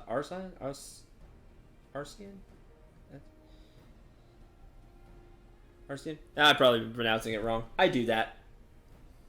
But that's correct. Captain Dragon Soul. That's right. Still proud of that. I put a lot of work to do that. It took some time. Would that we could sit a while and reminisce about old times? Are the Garleans on the move then? That's it. Yeah. Or no, you're with the Immortal Flames. That's cool though. That's still used my rank in the Grand Companies. So that's really cool. Like that a lot. Not as such. The civilian draftsmen have, however, come across several highly suspicious crates within the boundaries of the processing plant. Had my sappers take a closer look, and our worst fears were confirmed. These boxes contain powerful explosive devices. Devices of Imperial design, no less. Found inside the plant? But how? We've had guards stationed around the perimeter day and night. 'Tis likely the plant was infiltrated long before the Braves arrived. Hey, Thancred. Master Thancred, have the Scions come in force, then? All who could be spared, yes. Now, there are likely more of these Imperial explosives about the place. I suggest we spread out and conduct a thorough sweep of the compound. Considering the volatile nature of ceruleum, allowing even one such device to escape our search may lead to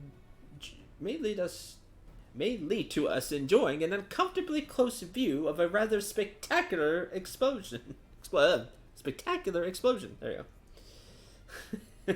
It would be uncomfortably close. I can agree with that. Have a front row seat. Right then. I'll pass the word on to the fourth. What exactly should we do with these crates? Should we find them? Bring them here to me. Carefully, mind you. My sappers will render the devices harmless, as they did with the first batch we found. Very well. Let's get started, shall we? Start looking for explosives.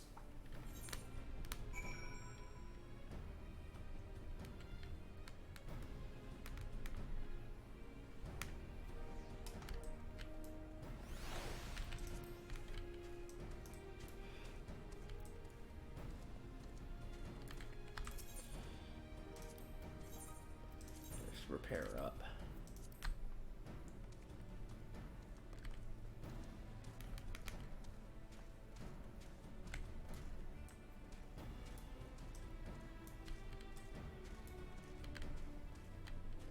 Inconspicuously suspicious item.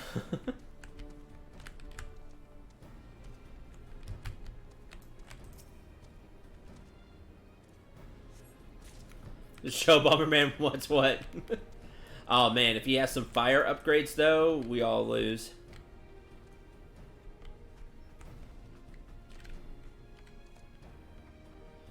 And they haven't gone off, so these are clearly remote bombs.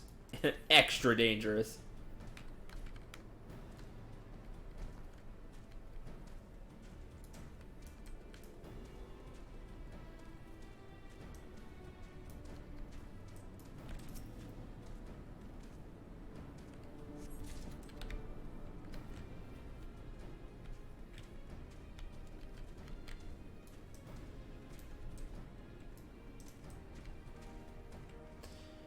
It's clear they're not Bomberman, otherwise they'd be blowing themselves up. Oh wait, that's me as Bomberman. That's me too, as Bomberman. That's me too, Binary.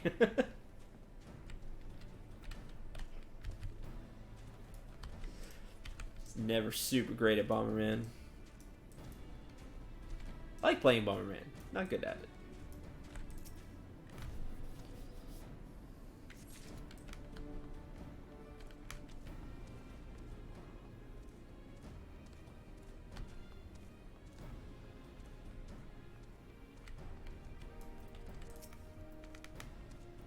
I wonder if these devices could be effectively disabled through the focused application of I-suspected magics.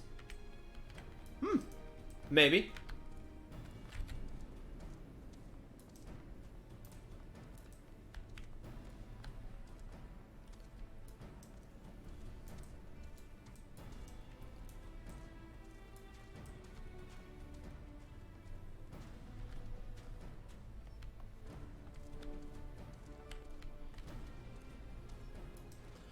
One more, I'm gonna guess up.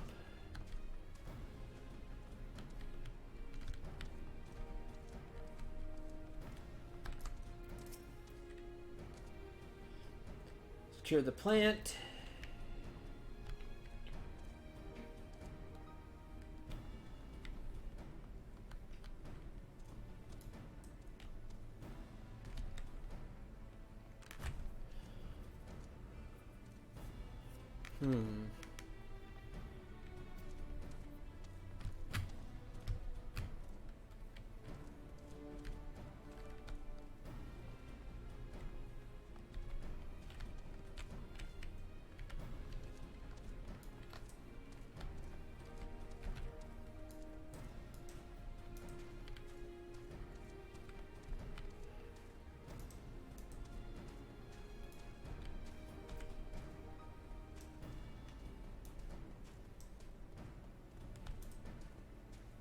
It kind of went over to the left.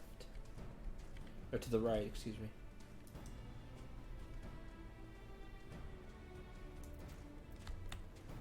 Did I really never talk to the Chocobo Keep here? I've been here several times. Yeah.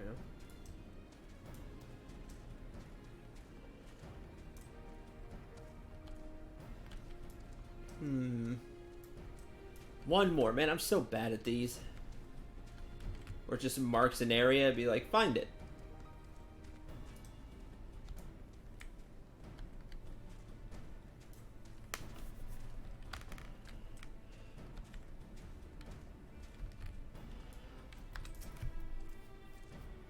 How to go search? I've not had much luck myself. Huh. I'm starting to not have much luck either.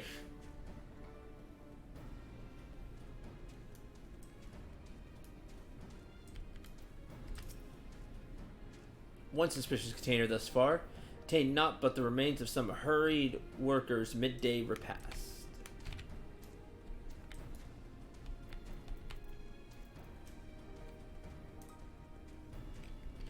That's just interested dungeon.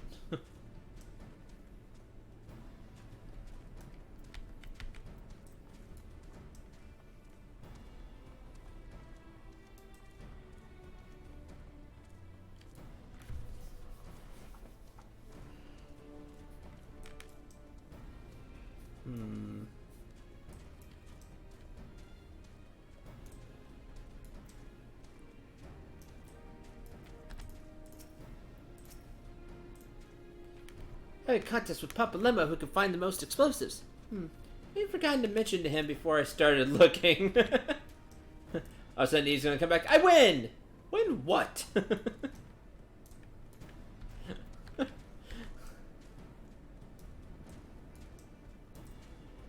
kind of important. Important detail.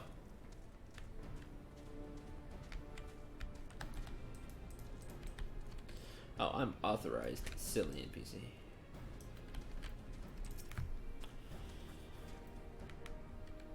Pity that we must deal with all this Garlean nonsense for dealing with my authorities.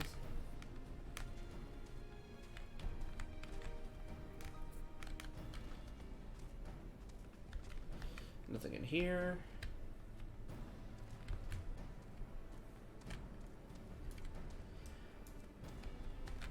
I don't know, almost everything else like points you exactly where you're supposed to go, but these area search ones, just not good at them, before I forget.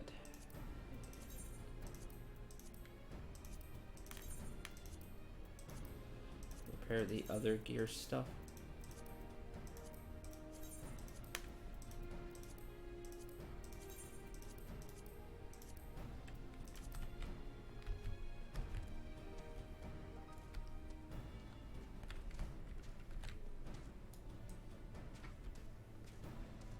Man, I do not see it.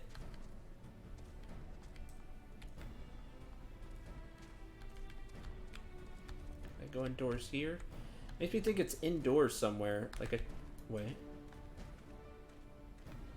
No, it's cool.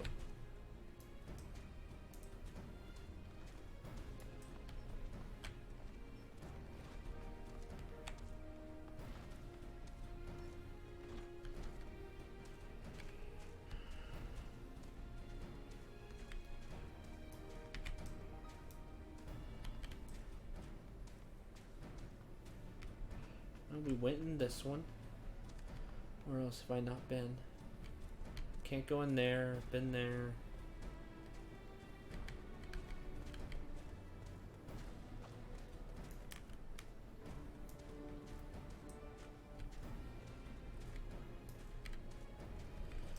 And it's always one too. I always miss one when doing these kind of things.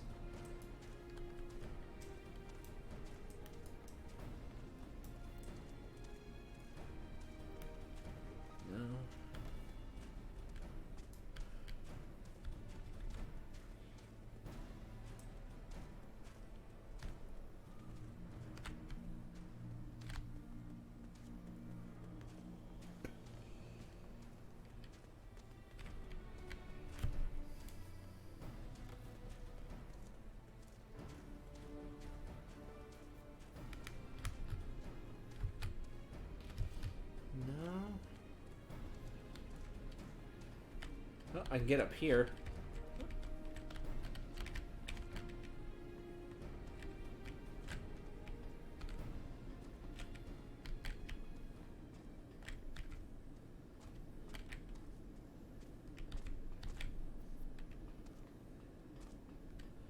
Oh man, now that I'm up here, it's gonna be up here, isn't it?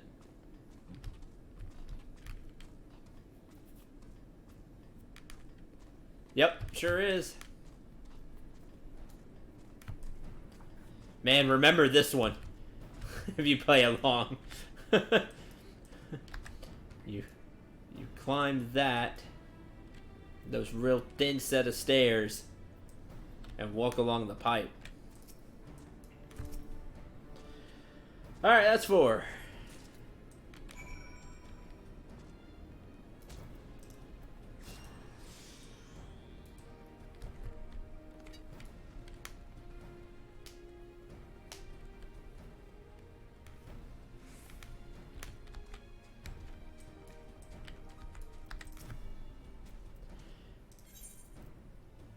Suspected to supposedly contain something like explosives.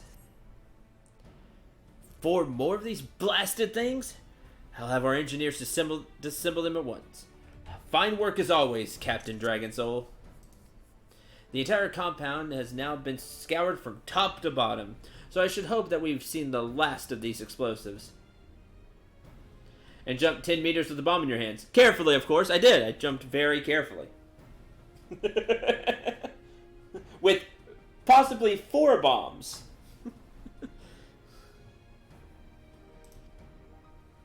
Our troubles with Castrum Meridium, however, are far from over. Scouts have returned with news of movement on the front.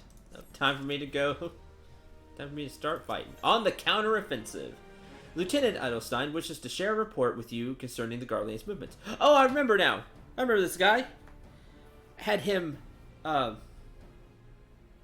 him, like, boost the morale of everybody. We would hand out soup and rations, talk with the soldiers. He was trying to boost morale.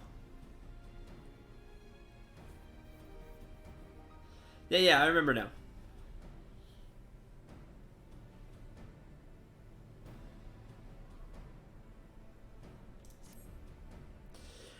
Keep a close eye on that Garlean garrison, and 'twould seem the Imperials have finally begun to mobilize.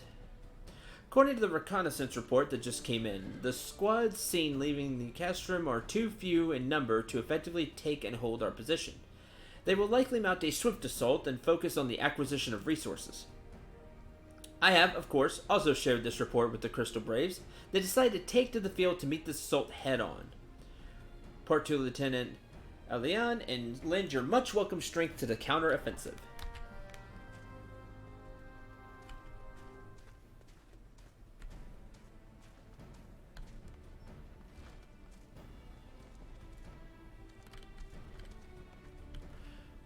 Oh no, that's where the other one was. She's in a different spot. He moved. Got it. Doing it.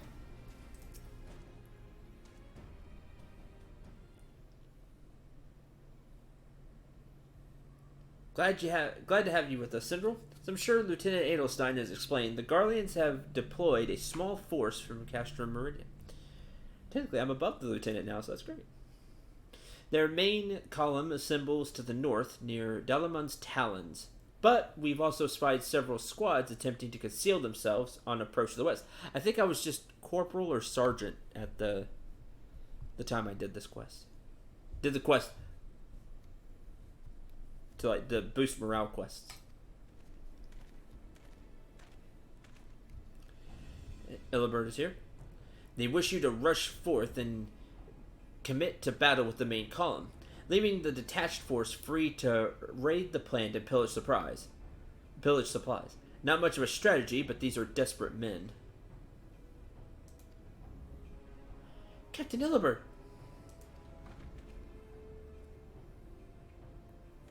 He does look fancier. Greetings, Scion.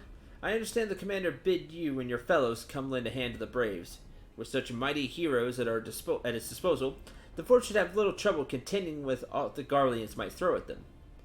But even you cannot be everywhere at once. The Third was getting restless holed up in Ulda, so I marched them out here to fill any holes in the plant's defenses, and add their numbers to your counterattack. Really? Reinforcements are welcome. We have enough soldiers now to divide our own forces and safely engage the enemy far beyond the walls. Aye. 'Twould be best to avoid staging a battle anywhere near this much ceruleum. Let's take the fight to the Garleans. A wise course, indeed. I shudder to think of the consequences should any of these storage tanks be exposed to fire. If there are no objections, the Scions shall join the Fourth and give battle to this main column. You're with the Third, then, Warrior of Light. Your job will be to intercept these squads hiding out in the west and prevent them from reaching the processing plant. Alright. You ready to proceed? Report to Lieutenant Yuhas. His scouts should have a rough idea of where the Imperials have concealed themselves by now.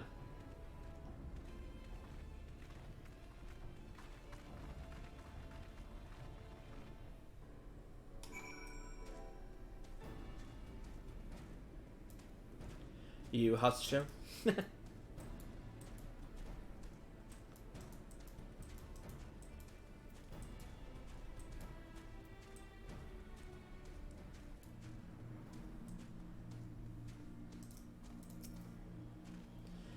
Pleasure to be fighting at your side once more, Scion.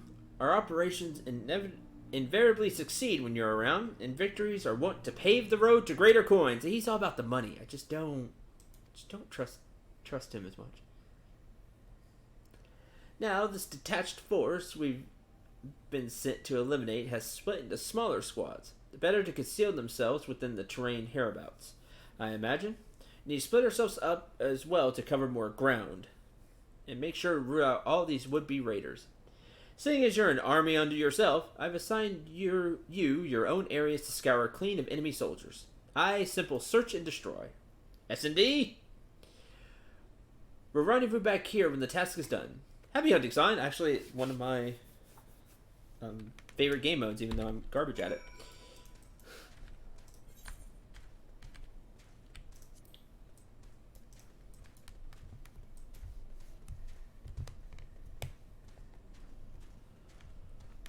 At least it used to be. Probably not anymore.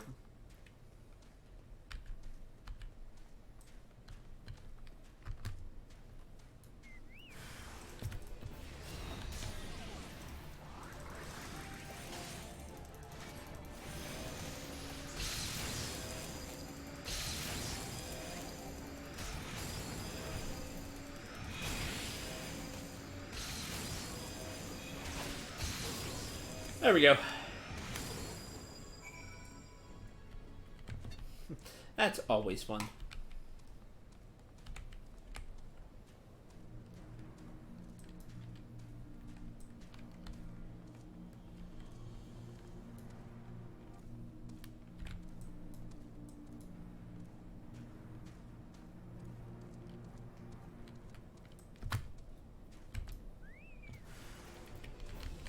Oh well, this Earth sprite gets Earth sprites get taken down too. Oh.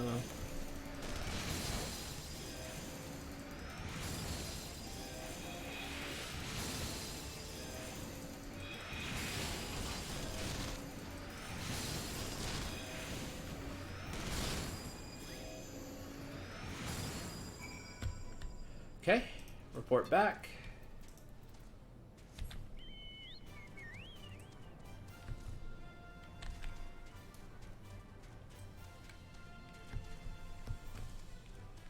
And done.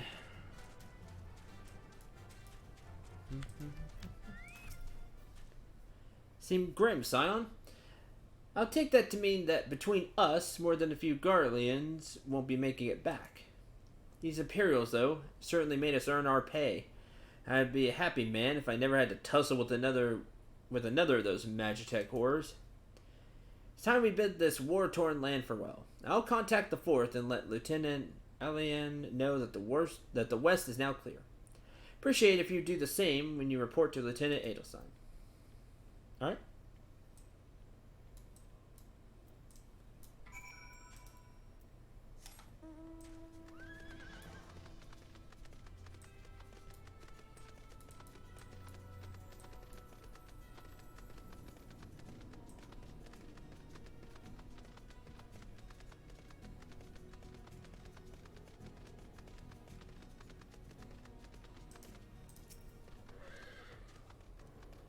Captain Dragonsoul, what news of the Garleans? West should be clear. Raiding parties are no more than? Excellent. The engineers will be most relieved to hear that the plant is no longer in any immediate danger. Thank you again for your assistance. An uninvited... Arcean? However you're supposed to pronounce it. Right, critical rate, I guess determination. Here's concern for Monbrida's well-being. That's not good. So, you must be anxious for word of your fellows. Lieutenant Alian has reported a sound victory over the main column and informs me that the Scions have already turned their attention to other duties. All but one, that is. Regarding lady with the large axe, it would appear she has chosen to remain at the site of the battle. I know not what task keeps her from returning to civilization, but Northern Thanalan is no place to wander alone, even for a capable sort such as her. I'd feel better about things if you check in on her. Yeah, for sure.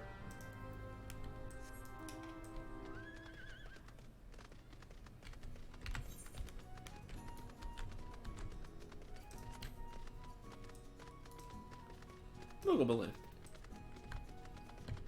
Flame Sergeant Dolbag. Went too far.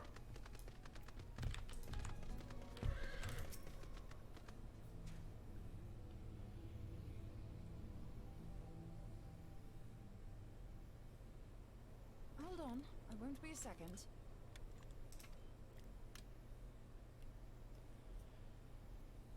The beast seemed peckish, so I gave it a taste of my axe. I like that. It seemed peckish, so peckish, hungry. So I gave it a taste of my axe. I know. As Urianger never tires of reminding me. An axe ill becometh the hand of a scholar. What can I say? I like axes. To hear my mother tell it, I came into this world holding one. Axe looks awesome, by the way. And it's not as if it stopped me picking up a quill, is it? It's true. I often think of the man who introduced me to the joys of learning. He's one of the reasons I decided to come to Eorzea.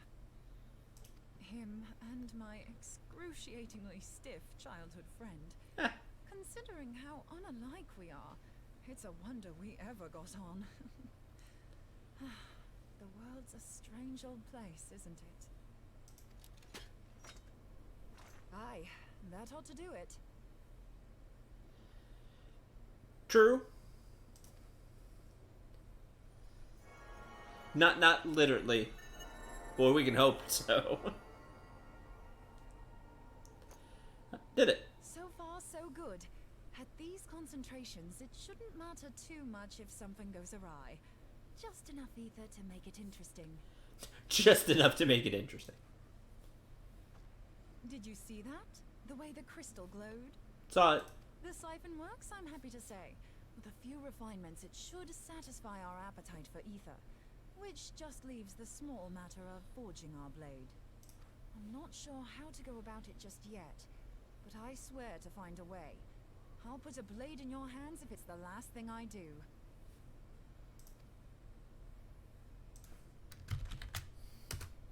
He senses me.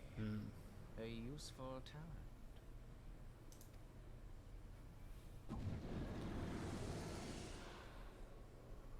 Henacian, are they onto us? Maybe. By your brand, I see you are an Archon of Sharlayan, keeper of knowledge, seeker of truth, meddler. Screw you too, buddy. I don't know what the hell's you're saying, but I don't much like your tone. Nah, I don't like his tone either. Your instincts serve you well. But come, be not unsettled on my account. That lovely brow was not made for frowns. But I waste my breath. Let me direct my words to one who understands them. We meet at last, warrior of light. I am Nabriales. Nabriales. And you have long been a thorn in my side. I suffered the overweening presence of La Habrea that men might host the power of gods, only for you to undo my hard work.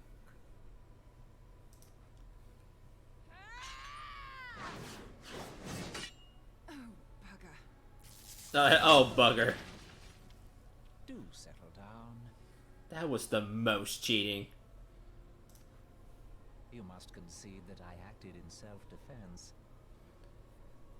I must concede that you cheated. But what's this? I do not sense the blessing of light. Oh, crud, he knows.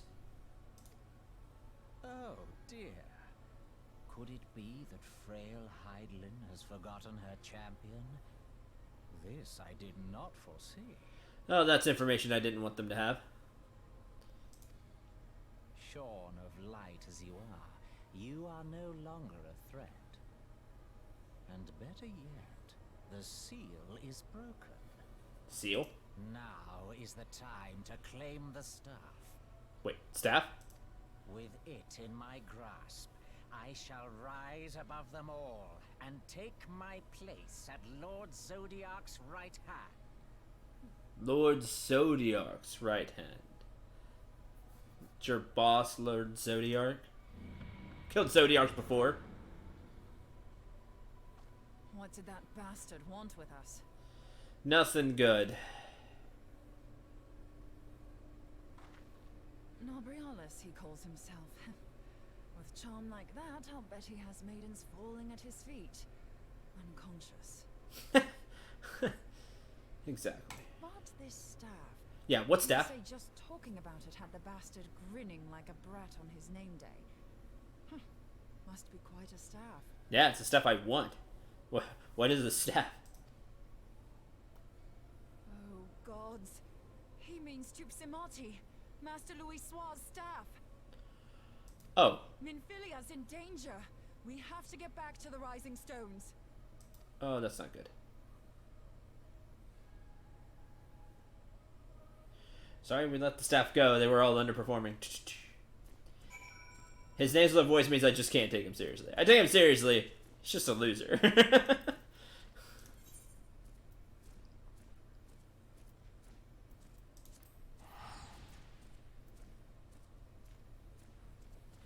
Right, but it's broken. We see it on the wall. Like, oh yes, the... we can finally get the staff. They must have a way to repair it then, I guess.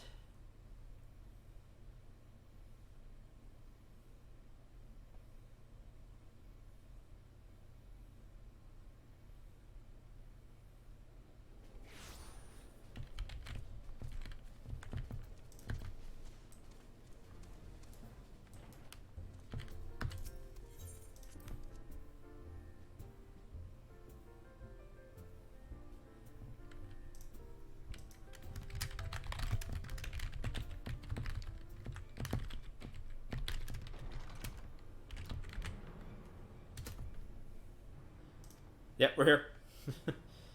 Mr. Russell's staff is kept in the solar, isn't it? Yep, it is. Quickly now.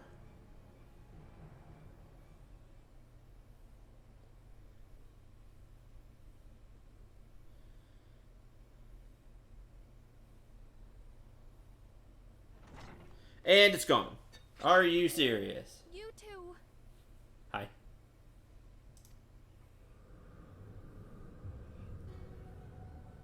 So, you were able to divine my intent. What now, warrior of light? Ah, but that name is no longer fitting.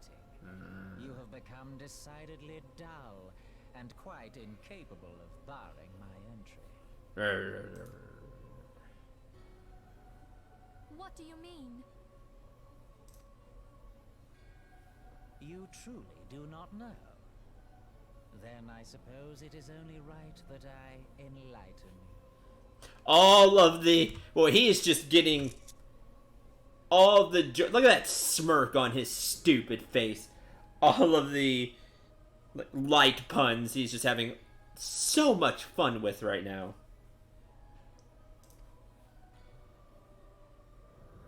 The blessing of light kept you and your fellow meddlers safe.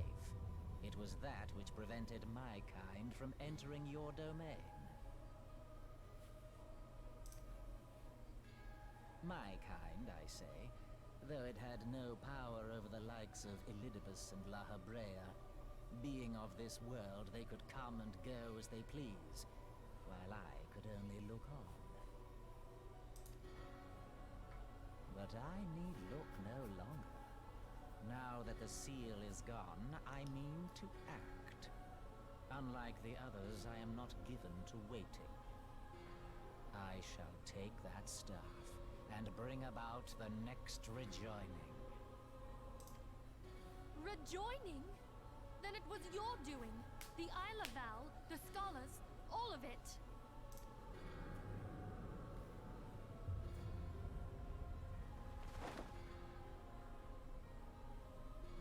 You will not harm her!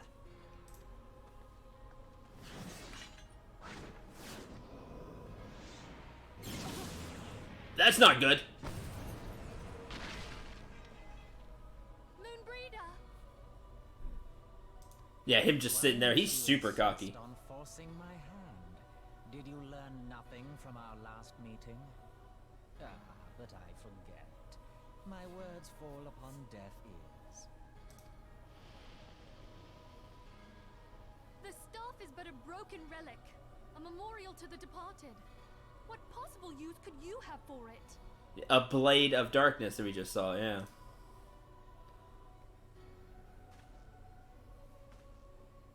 What use? You mean to say that all this time you kept the key, never knowing what it was you possessed?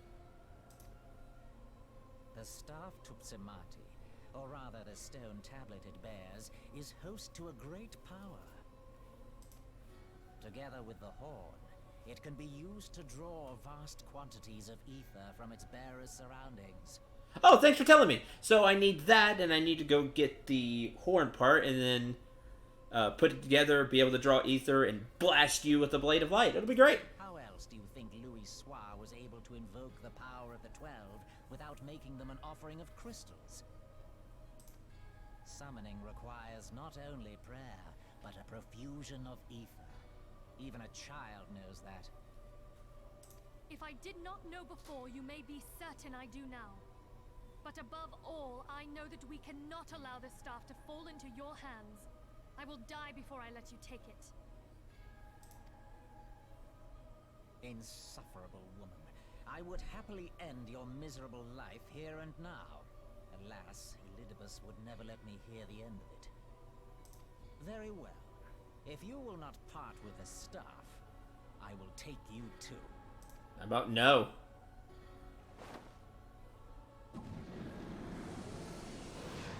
Nope, Minfilia!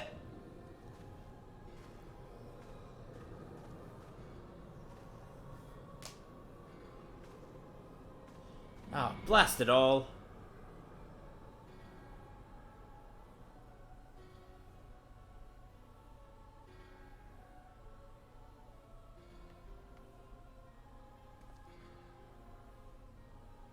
After them! Quickly! Before the rift closes!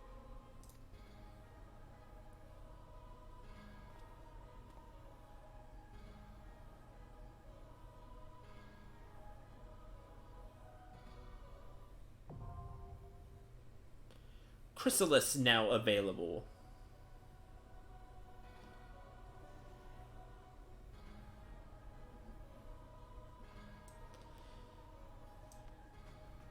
Oh, that's crazy. Jump into it head first. Yep. That's what we're gonna have to do next time, though. Hi, love. Hello. Thanks for being here. 6 viewers, yay! That's double, triple than I have been normally getting the past few weeks. Yay! So that's great. Hope you all come back. Tomorrow, we'll be doing more Final Fantasy 14. This is what I stream now. This is what I play. I really enjoy it. I have a ton of fun with it. So, hopefully, you all will come back and get to have more fun. Like I said, again, hope you enjoyed. Had a lot of fun. Thanks for streaming, Syndrome. It was great. Well, thank you for being here, Ravenwind. And the rest of you, too. Thanks for being here.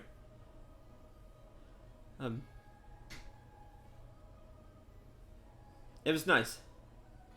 Nice to see some more people in stream and talking and having fun. Because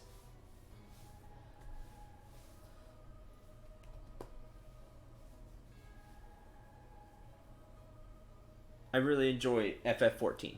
If it looked neat to you and you do want to join, we do have a, quote, guild, unquote, set up here. It's called the Free Company, Dragons of Balance, which was brought up by Chat. That's the name that Chat that day came up with. I thought it was really good, so we went with that.